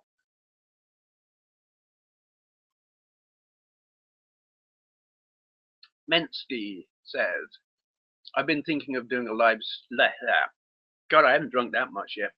Doing a live stream myself at some point. I've been worried it'd consist of 5 questions and 55 minutes of dead air. Yeah, dead air is a problem. Dead air at the start is a thing you can overcome by having a load of stuff to talk about before anyone even gets there. So no one might see it while you're live, but it will fill in the gap in the recording that people can watch later. But it's once you've got going, if the questions stop coming, then what do you do? I'm finding saying, right, I'm going now, unless there are any more questions, does result in a flow of new questions. So that's worth doing. Ty Flip, hi Steve, once again. What is your favourite food, home cooked, when you eat out, and any addictions to any certain grub? Okay. If I'm out, Thai green curry, Thai green chicken curry. In fact, I love Thai green chicken curry. But also, if I'm at Café Rouge, which is a chain of French food restaurants, probably not especially authentic, they do a really, what do they call it? Canard de confit. Is duck with this funky potato and something thingy and green beans. Lovely, gorgeous. I really like that. Food when I'm home cooked food depends who's cooking it really. My stepson is turning out to be quite a good cook. Him and his wife. We went round there for Christmas dinner and they did brilliant Christmas dinner. If I'm cooking chicken, yeah, just a normal chicken, roast potatoes, Yorkshires, Brussels sprouts, peas, blah blah blah. Yeah, love that. Addictions to any certain food.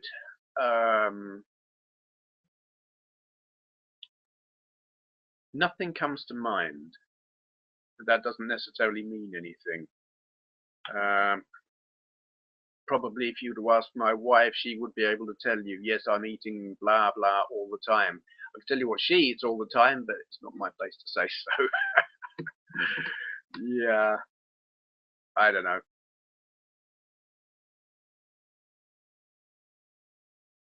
Last of Avari. What do you think about modern clones or versions of retro systems like the Neo Geo X and so on? There is a place for them, because classic systems die, and it's nice to be able to play those old games, especially if it will play the original cartridges. The Neo Geo X won't. Personally, I think the Neo Geo X is a piece of rubbish, and no one in their right mind should buy it. Anyone who thinks that I am sponsored by and in any way influenced by Funstock, I wouldn't be saying that if I was sponsored or in any way answerable to them, because they sell the Neo Geo X in the UK. I think it's a piece of junk. But I do think there is a place for other things that will play the old cartridges. I think if you want to play Neo Geo games on anything other than a Neo Geo, use an emulator. You know, the JXD that I did that video of, that will play the Neo Geo games better than the Neo Geo X, and cheaper. I mean, all right, the hardware's a bit more expensive, but you can just download the ROMs for free. But other things, you know, clones that will play the original cartridges, I think there is a place for them. You know, they're not. It might not be a Mega Drive you're using or a Famicom you're using, but if it'll play the cartridges for them, great. Why not? Excuse me. So long as they do it well. Like the at-gamers Mega Drives are appalling because the sound is so wrong and there's some graphical glitching. If they're going to do it, they need to do it well, and not all of them do. Mr. Oreo76. Hello, Steve. Do you find it offensive if people hearing about your video gaming hobby might say, I don't play because I like to go out, or it's childish? I think if they say it's childish, they don't know what they're talking about. I'm not offended by it because I just assume that they're stupid. And I can't be offended by the opinion of someone who is stupid or just plain doesn't know what they're talking about, you know. I just dismiss their opinion. It's worthless. It means nothing. I can't be offended by that. To anyone who says, I don't play because I like to go out, fine. No problem with that. Their tastes are different. They're not saying that isn't knocking anyone who's staying in and playing games. But yeah, to say it's childish, well, I just think, pillock, don't care what you think. I can be very, very dismissive. I mean, there are those who would say I don't suffer fools lightly. They're wrong. I don't suffer fools at all. If someone says something stupid, I mean, there's a difference between not agreeing with someone and just like, some people I'm just like, I just don't care what they think because I dismiss them as morons. Sorry for being blunt, but some people just are. Usually I've blocked those people from my channel anyway because their behavior tends to be so stupid. It's like, not wasting your time, off they go. Anyway, moving on. I could rant about people I think are stupid, but it's not necessary. Mensky. Oh, also, I remember you liked 3D Galaxy Force on the 3DS. Get Afterburner, you won't regret it. Yes. Have I got Afterburner on it? I can't remember. Was that one out when I was buying them? Galaxy Force is great on it, yes. I can't remember if I've got Afterburner on it or not. No, I got Outrun, didn't I? Yes. I know there were others coming out, and I kept looking for them and waiting, like Outrun, that was going to come out, and I'm still waiting for that. Good, if that's out, I shall get it. Dave Webster, what is your favorite PC Engine game? Kato-chan and Ken-chan, because it's weird and freaky, and full of poo, quite literally, which is so bizarre. I mean, I'm not good at the game. It would definitely require practice, but that is so utterly bizarre that I like it a lot. Doom in PL. Which game took most time to load? Oh. On which system? I have never timed it. I know Atari games, Atari 8-bit games take a long while to load. But the game that always comes to my mind as taking a long while to load, but that is worth it, is Exile on the Acorn Electron, because you had to load it in 2 bits. You'd load one, or was it Elite? I'm trying to remember. It was Elite or Exile, but I think it's Exile. You load one side, and then you load the other side. And I think it was like one was the compression routine or something that you loaded, and you load that, and then you load the game something. It was worth the wait. It's a bloody brilliant game. Craig Dixon, first games console I ever had was an Atari XEGS. I've got one of them. Love that thing. I remember I also got a flight simulator game with it. Been playing around with flight simulators ever since. Have you ever tried any retro flight simulators or just flight simulators in general? If so, what are your favorites? The first flight simulator I ever played was a game called, I played one on the ZX81, and it might just have been called Flight Simulator. I also played one called Night Flight, but I think that was on the ZX Spectrum. Yeah, but the first one I played was on the ZX81. I played quite a few on my Amiga. They were like combat flight simulators. Knights of the Sky, love that, really love that. And various Spitfire simulators and stuff. Got a Spitfire 40 on the Acorn Electron. I played that quite a bit. Yeah, I'm not into them anymore. I used to be. When 3D was a new thing and a novelty, I played loads of them. But these days, too much depth, too much time to learn the controls for not enough action. 3D is not a novelty to me anymore, and being able to fly a virtual plane is not a novelty anymore. It's like, I want something that's going to make me go, wow. So I don't play them now. But yes, back in the day, in the 8-bit days and through into 16-bit, I did play them. Atari staff room. See, you're enjoying the glass. Lager, bitter, or ale. Just finished a hobgoblin myself. When I'm drinking, I will drink lager or ale, but this is whiskey. Yeah. Dave Webster, do you have any war stories from when you used your Amiga for web or BBSing in the 90s? Yeah. Not on the bulletin boards, but on IRC. My Amiga for a time, I wouldn't say I was a script kiddie. I didn't even know how to use the scripts. I had a selection of nukes, as they were called back then, that were, if someone on IRC was pissing me off, I would just look up their IP number and then fling a nuke at them, and generally it didn't do anything. Probably because I didn't know what I was doing, or I was doing it wrong. Yeah.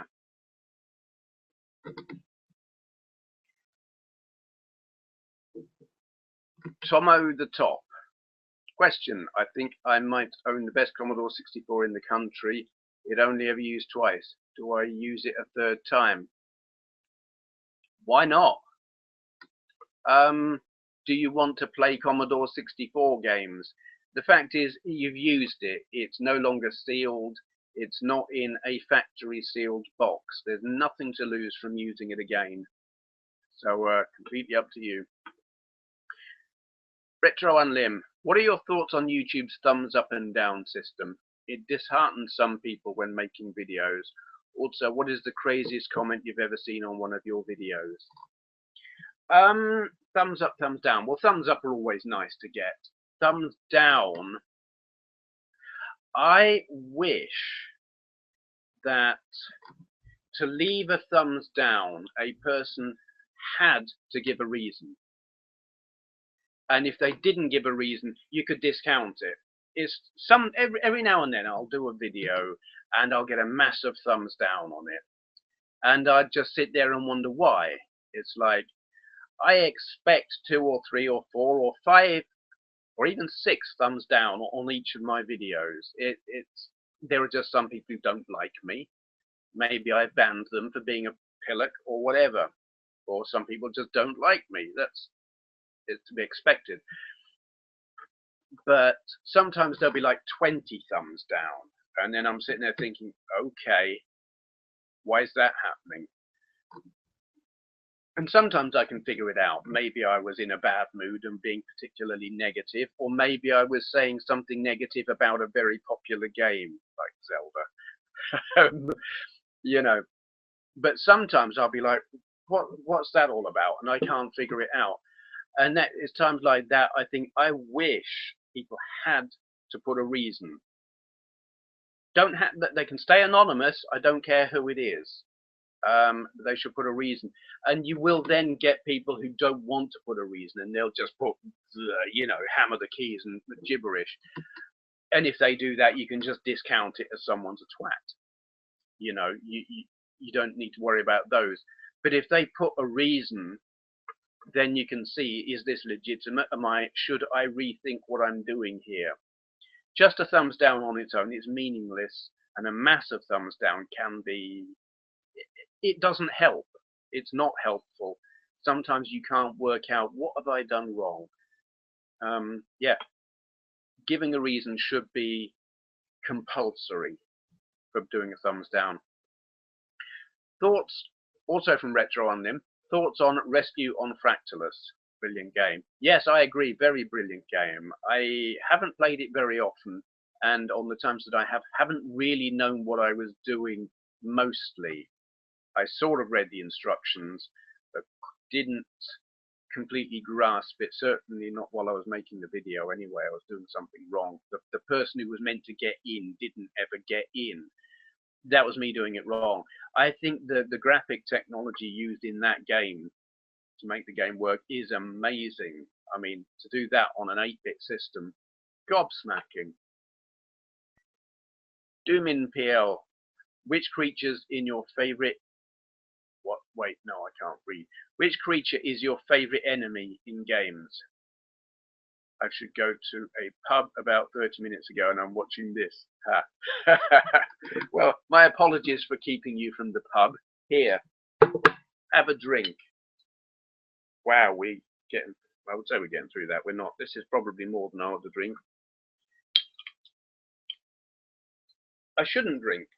I get a headache before I'm drunk. I will probably have a headache before the end of tonight, but it's just, it tastes gorgeous. Which creature is my favorite enemy in games? No idea, to be honest. No. I don't know. I like the enemies in Doom. I mean, I think that funny big pink thing is very memorable, and so the floating skulls, they're very memorable. And that the big enemies with lots of rockets and horns and crap, they're pretty cool. The Doom enemies, I think, are brilliant. But then the ghosts in Pac-Man are great as well. Yeah, I don't know. Harry Yak, today's Wigan Evening Post carried the front page headline, "Man attempts to have sex with postbox." It's true, I saw it in Morrison's. I missed a question from back then, didn't I? Oh, Retro and Lim. Sorry, I'll get back to you, Harry. What's the craziest comment you've ever seen on one of your videos?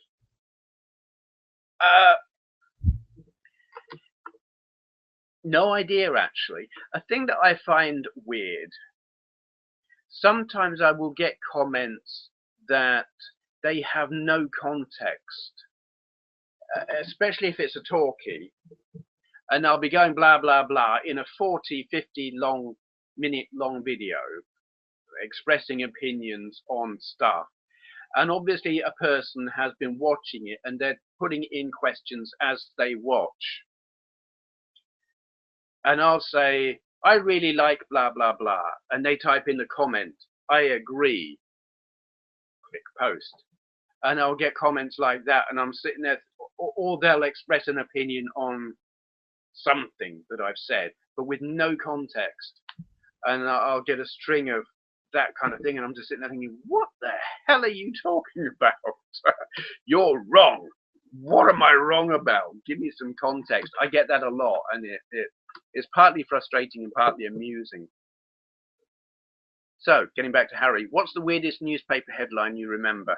London bus found on the moon. It was the headline on the front page of the Sunday Sport. So, newspaper, not really a newspaper, is it? Does it still exist? I don't know. Tomo the Top, I also love Dizzy. What do you mean also? I'm not sure. I hate Dizzy. So if you're meaning also as in you love him as well, and I don't, I bloody hate Dizzy. Can't stand. Oh, don't get me started on Dizzy.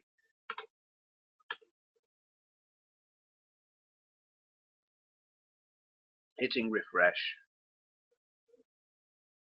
Usual thing. Keep the questions coming, or I'm screw you guys. I'm going home. Sorry. Where are we at? Oh, we've got more. Good, good. Red on.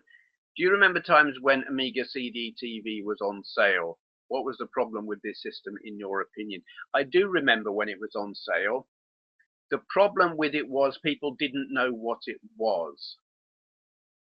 And I think Commodore didn't know what it was. They were trying to sell it as a piece of multimedia hardware, so they didn't want any association with the Amiga.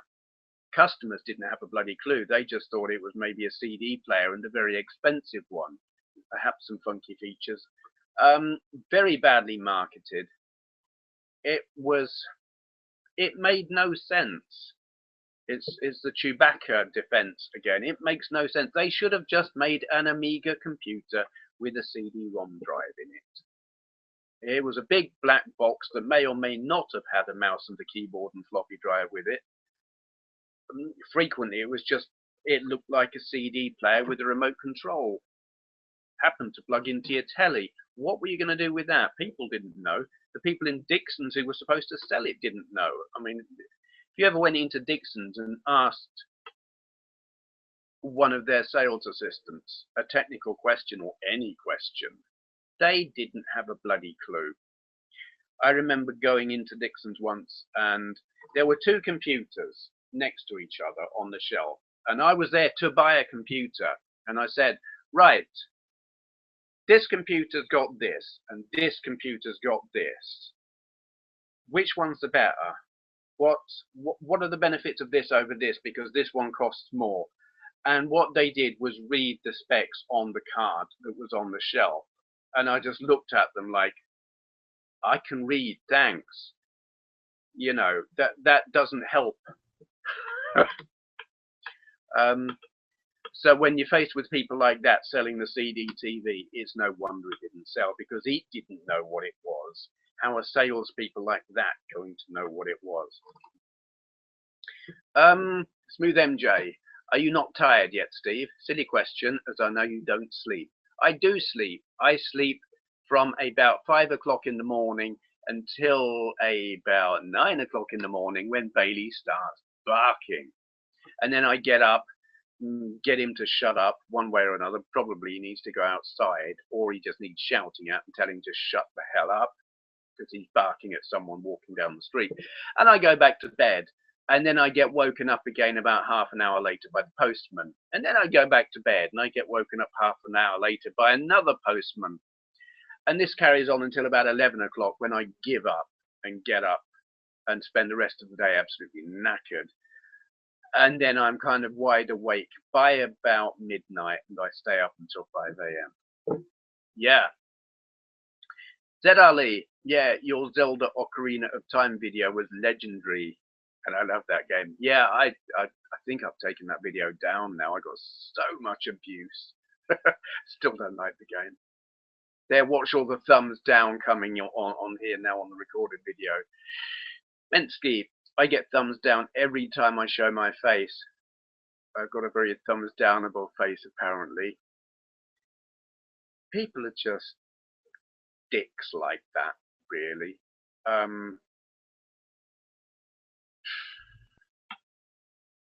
Nothing wrong with your face. People are just dicks. Yeah. Novabug, hi Steve, mate. Hello. Greetings and welcome. Didn't know you were on. Here I am. Just caught you thumbs down, chat. Me and Gashead just started a new series and have already got 3 down. Lol. I just want to know the reasons. Also, I was trying out my Xbox for the first time. Are you is this an original Xbox, or have you bought an Xbone? Yeah, the whole thumbs down thing is it's silly. As a system, it's inadequate and badly thought out. Zed Ali, if you could own one car out of Gran Turismo, what would it be? Pagani Zonda. C12 probably, or maybe the Ferrari GTO 288. Probably, I'm not sure which one. Probably the Ferrari, or maybe the F40. Ah, sod it. It'd be a Ferrari or a Zonda. One of them. Die Flip. A very good evening, Steve. Have you ever tried maple whiskey?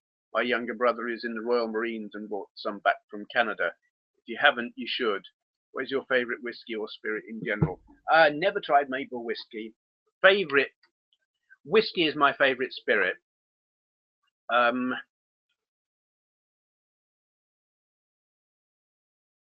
But I'm not fussy about whiskey really, so long as it's not Tesco everyday value. Excuse me. They're all good. You know, this is just apparently it's a good one. It's blended. You know, single malt or double malt or blended. I don't care if it tastes nice and goes down easy. I like it. Not bourbons. I'm a little bit more like I don't like Jack Daniels or Jim Beam or whatever it is, but I do like Maker's Mark and Monkey's Elbow. Retro Unlim. What came first, the chicken or the egg? Scientifically proven, the egg, because dinosaurs laid eggs and they came before chickens. Cartoons Kick. On Rescue on Fractalus, one of the top 8-bit games ever. Yes. Though the Spectrum, which I had at the time, never quite matched up to the Buster comic cartoon story. Don't know about that. Yes, I did read all about it. For Steve, are you reviewing more 3D first-person shooters on the early 8 or 16 bits? If so, can you review Aliens on the 8 bits? For me on the ZX Spectrum, it used to make me jump when the aliens ran at you. I'm aware of the Aliens on Spectrum game. I've never played it. I might actually have tried it and failed to make it load. Maybe at some point I will, but I'm not in a hurry to do that. I have trouble with my Spectrums. They are none of them in especially good shape. Getting a video signal out or having the keyboard working. One that I thought was in top shape, now the keyboard's dead. Disappointing. Gummy Davidson, what are you drinking? I am drinking, I don't know how you meant to pronounce it, Chivas Regal. It's a blended Scotch whiskey. Very nice. Given to me for Christmas by my stepson. Dave Webster, are there any Super FX games that you particularly liked or disliked?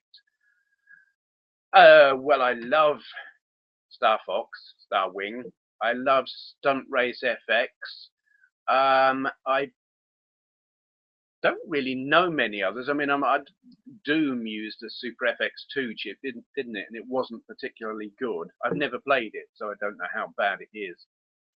I played one. It was like a mech game, and I can't remember what it was called. I really wanted to play a mech game. It sounded fascinating. 3D graphics, polygons, which I loved. Big giant killer robot. Brilliant, I thought. Played it. Not so good. Can't remember what it was called. Crow. Hey, Steve. Did you know people are asking you questions on your Facebook post? I knew that they did. Those were the first ones that I answered at the beginning of the video. I don't know if they've asked any since. God, can I get the page up? I'll skip over. That's not the one. Failing to get, there we go. Oh, what have we got here? Okay, thank you for that, Crow. I see them. Yeah, I've answered most of these. What do we got? What do we got? No coming. Okay, Tony Cruz. Right. Hello, Tony. That's Electric Adventures. To anyone who doesn't know. Your thoughts on the privatization of the space, a recent success for SpaceX and NASA with the Orion and failures with Virgin and Dragon. I don't know. You're always going to get failures, aren't you? I think privatization, yeah, why not? NASA aren't getting the funding. If private companies can afford to do it, absolutely go for it. Every and any means possible to get mankind into space is good with me. Um, you're going to have failures. NASA had failures. NASA had people die, quite a few of them, and the Russians as well. No, I think it's all good. Anything that gets mankind into space is good.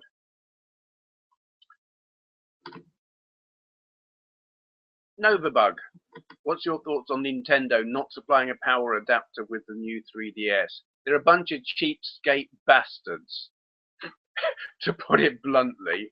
They should give one. It's like Rich, Review Tech USA, has been saying, when you sell a piece of hardware, you should provide everything necessary to make it work out of the box.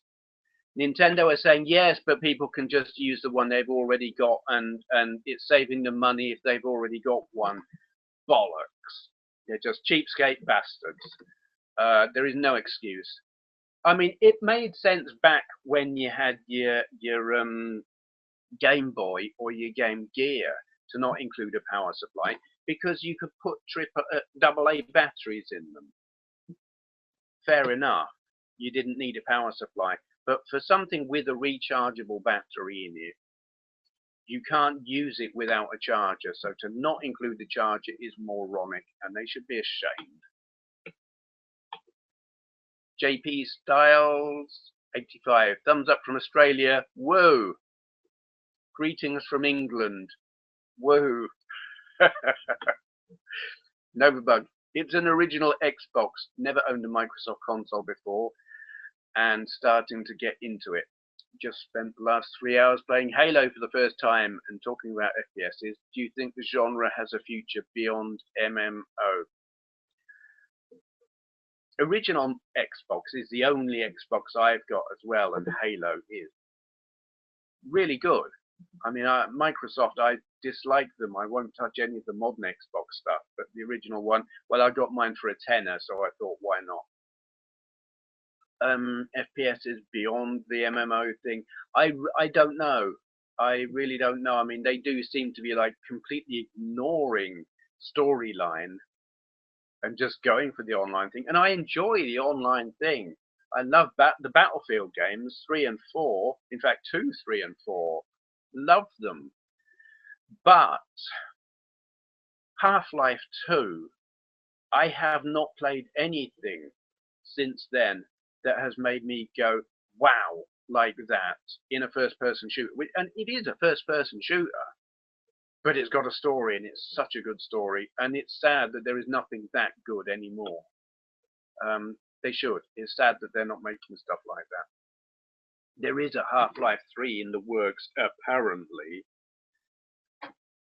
If they just go bloody online with that and forget the story, it will be a tragedy.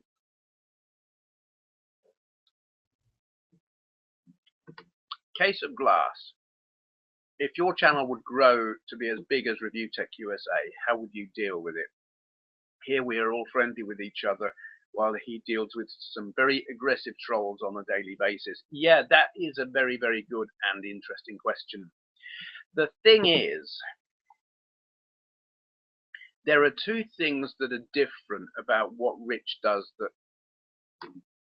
he does things different.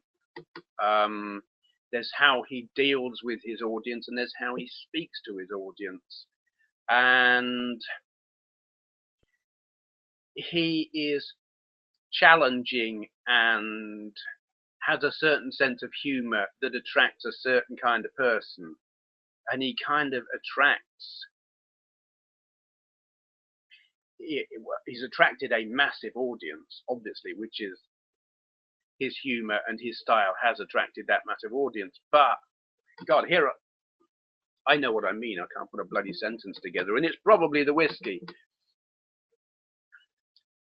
His style draws in the trollish people as well as the good people. And that's the price you pay, really, for that kind of success. but also he's never really policed his comments, which is something I've done from day one. If someone says or does something I don't like, I either tell them, look, don't do that here, or I just delete the comment, or I block them. I have no tolerance whatsoever for nonsense. And if my channel got big all of a sudden, I would still do that. No tolerance for bullshit and offensive behavior. But the way I conduct myself in my videos is different. The humor is different, the conversation is different, but the subject matter is also different. My audience is older. If I was talking about modern recent games, there would be a different audience. There would be younger people, and the whole scene is different. Yeah. Don't know about. I mean, I know he was going to shut down comments altogether. I'm glad he didn't, and he's gone on to he set up some filters. I have filters set on here actually that just block a couple of words and you should. Anyone says you should gets kicked into the box for reviewing before their comment appears on the channel, because you know all about that. JP Styles 85. Do you own the PSX console from Japan? It's a beauty of a system, but unfortunately it was too expensive back in 2003 for the average gamer to buy. No, I don't own one. I'm trying to remember what it was like, and I'm trying not to confuse it with that thingy Yerosi. What's it? I don't know how you pronounce that. Net Yerosi. That wasn't it, was it? Wasn't it a big square box? Played PlayStation games, but something else as well? Did it play video CD movies? Can't remember exactly. No, I haven't got one. Doomin PL, do you plan to make longer videos? Skyrim ones was adorable. Too bad it is lost. I make videos for the length, or the length that I make them, basically. I don't decide this is going to be a short one or this is going to be a long one. I make them a certain length depending on how much fun they are. If I'm really enjoying myself, I just keep recording. I keep going.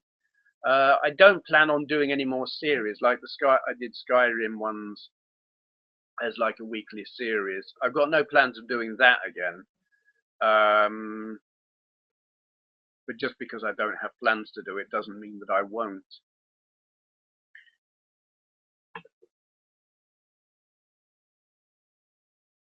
I removed the Skyrim ones, by the way, just copyright. Well, content ID. There was a piece of music in one of the videos that I got a content ID hit on it, and I thought, well, I've got to remove that, and it would be to have a series, whoops, and then have one missing. It just seemed wrong, so I took the whole lot down. Retro Unlim. They found Beagle 2 today on Mars. I think the Beagle 2 would look great on your shelf. I don't think it would fit on my shelf. I don't think it's that small. I don't know. Space stuff. It's cool, yeah, but it wouldn't fit in here. Aim of the Gamer. Have you ever modded, soft or hard, a console, and which console do you have modded? I only mention it as I soft modded my Wii U today and found it extremely easy compared to the PS2, and planning on hard modding my GameCube over the next few months. Bushmills is a beautiful Irish whiskey. If you haven't tried it, I haven't tried it. I've never tried Irish whiskey actually. I don't know how that would differ from Scotch. Soft modding. I have soft modded 2 PSPs, just custom firmware. Never hard modded anything myself. Never would. I don't have the skill or the confidence to do that. I do have a couple of hard modded consoles. I've got a chipped PS1. I've got a PC Engine with a SCART output on it. Wasn't done by me. I bought them that way. I wouldn't do it myself. Dave Webster. I really hope that Nintendo isn't going to end up like Sega with the new 3DS and Wii U successors coming out too quickly. What are your thoughts on Nintendo's recent hardware strategy? Oh, I find them bizarre, utterly bizarre. They strike me as a company that has lost their way, that doesn't know what they're doing. They're scratching around in the dark, looking for a success, looking for a hit. The thing is, they just might get one because they're like that, aren't they? After the SNES, they had the N64 in the works, but it wasn't going to be out soon enough. The PS1 was cleaning up. The SNES sales had fallen off a cliff because the PS1 was obviously the thing to have. So they did the rushed out Virtual Boy, which obviously bombed. And then the N64 came out, and it also bombed because it was using cartridges. And even though it's like an impressive piece of kit, cartridges was old hat, and they were too expensive, and people just stuck with their PS1s. And Nintendo looked like they were in trouble. And then they did the GameCube, and it wasn't really an overnight success. They didn't have third-party support, even though it was technically superior to the PS2. And it would have been easy to look at that string of flops and say, they don't know what the hell they're doing. And then they brought out the Wii, and for all that I think is a piece of junk, it sold like hotcakes. They made a bloody fortune on it. It was very, very successful in a way that I think is quite sad, because the people who bought it just stuck it on a shelf and it collects dust. The people bought it but then didn't buy games. But so what? From Nintendo's point of view, who cares? They made lots and lots of money. And that Nintendo seemed to be a company that only needs to have a hit, maybe one hit every 2 or 3 generations, and then they just sit on the money until they have another one. I don't think they will go the way of Sega. Nintendo are very good at getting it wrong and surviving. They'll just have a product that, it's like the Game Boy kept them afloat when they were failing with the with Virtual Boy and with the N64 and with the GameCube. The Game Boy and the DS kept them afloat, and that's what they're good at, is the handhelds. The new 3DS, it will probably sell. It will probably keep them afloat, where the Wii U may not. I don't know what they're doing after the Wii U. They're weird and probably very lucky. Casual gamer, how do you feel about the whole 50 hertz thing? I only found out around 2011, and I don't think it will ever stop haunting me that our games were so broken back in the day, even up until last generation.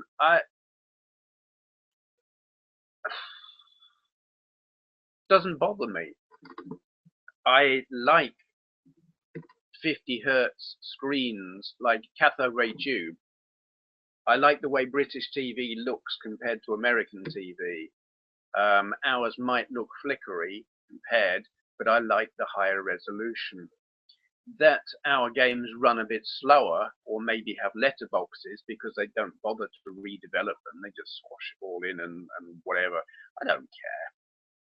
British Sonic runs slower than American Sonic or Japanese Sonic. I don't care. That's how, never having played the foreign versions, it didn't matter. I was unaware of it being slower. And when you play like me, you kind of want it a bit slower anyway. Ty Flip, please talk about your Half-Life experience. Did you play them all? How much are you looking forward to the next episode, and what do you expect from them, assuming that you will buy it? Cheers. The first Half-Life experience I ever had was a demo of the original Half-Life on the PS2. I think that demo was broken. The frame rate sucked, and I didn't buy the game. I just thought, this is rubbish, and that was that. I didn't give it a second thought.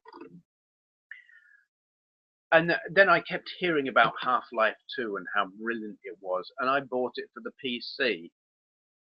And I found the whole Steam thing incredibly annoying because you had to have a broadband connection to install the game that you bought on a disc. And I thought, that's stupid. And I stand by that. I still think it's stupid. If you bought the disc, you should be able to play the game whether you got internet or not.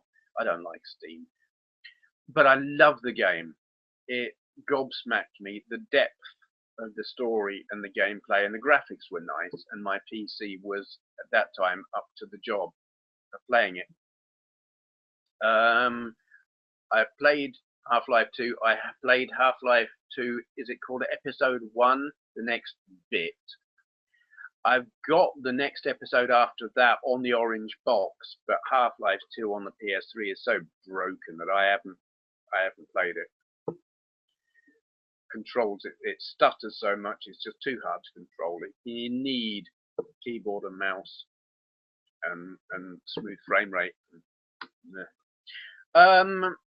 Half-Life 3, I haven't got a PC capable of playing it, so I doubt that I will get to play it, which is a shame. Novabug, how come your shelves seem a bit empty, mate? They're not empty at all. It's just that there are big gaps between each one, but there's something on every single shelf in here. There are no empty shelves. Let me see, what are you looking at? The consoles are black, and it's kind of dark in here, but like that's a Mematech MTX 512. That's an Enterprise 64. That's a Jupiter Ace. That's a couple of Amstrads. That Mega Drive with 32X. There's stuff on all of them. There are just big gaps between the shelves. Amstradler. Yo, Steve, what's your favourite Saturday morning kids cartoon from back in the day? Mine was Mask. Right for a Hollywood what? I will say reimagining. And some more games like the Amstrad days. Saturday morning TV.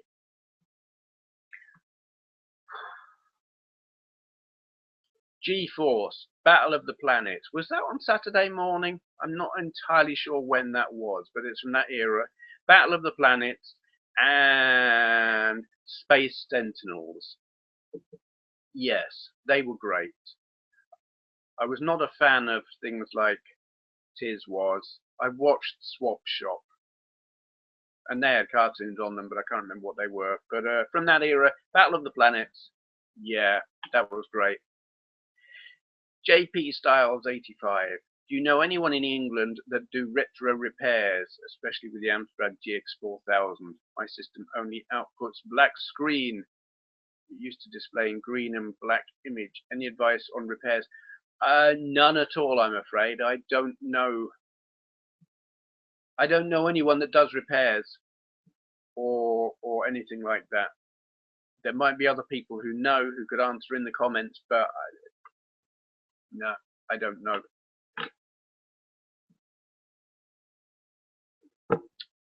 Hitting refresh.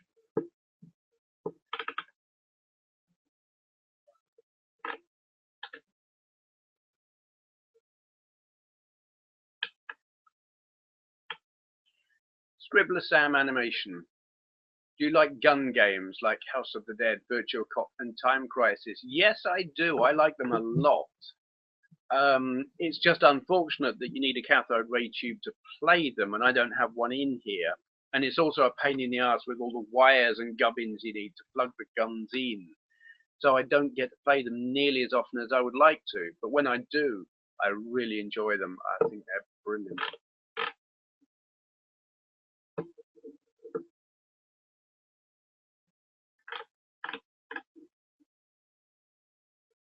Where are we at?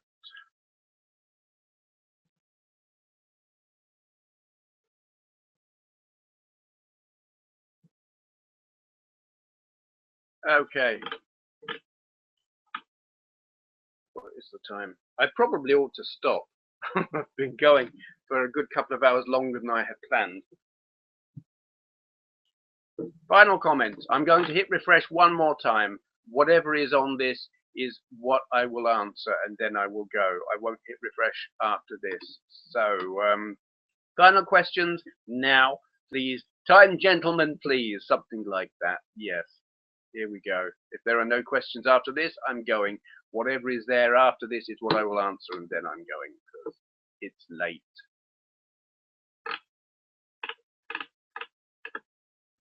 Which probably didn't leave you time to write any questions. No, there are none. You're too late. Sorry. If you're sitting there furiously typing. Sorry. I shall go now. It is late. I have been here. I was going to be here for 2 hours, and that was going to be it. And I'm still here. Yes, thank you, absolutely, every single one of you for joining and watching and asking questions and interacting and being incredibly cool, because you're great and it's fun. It's always fun. This will probably be a regular thing. So, you know, if you want to think of questions in advance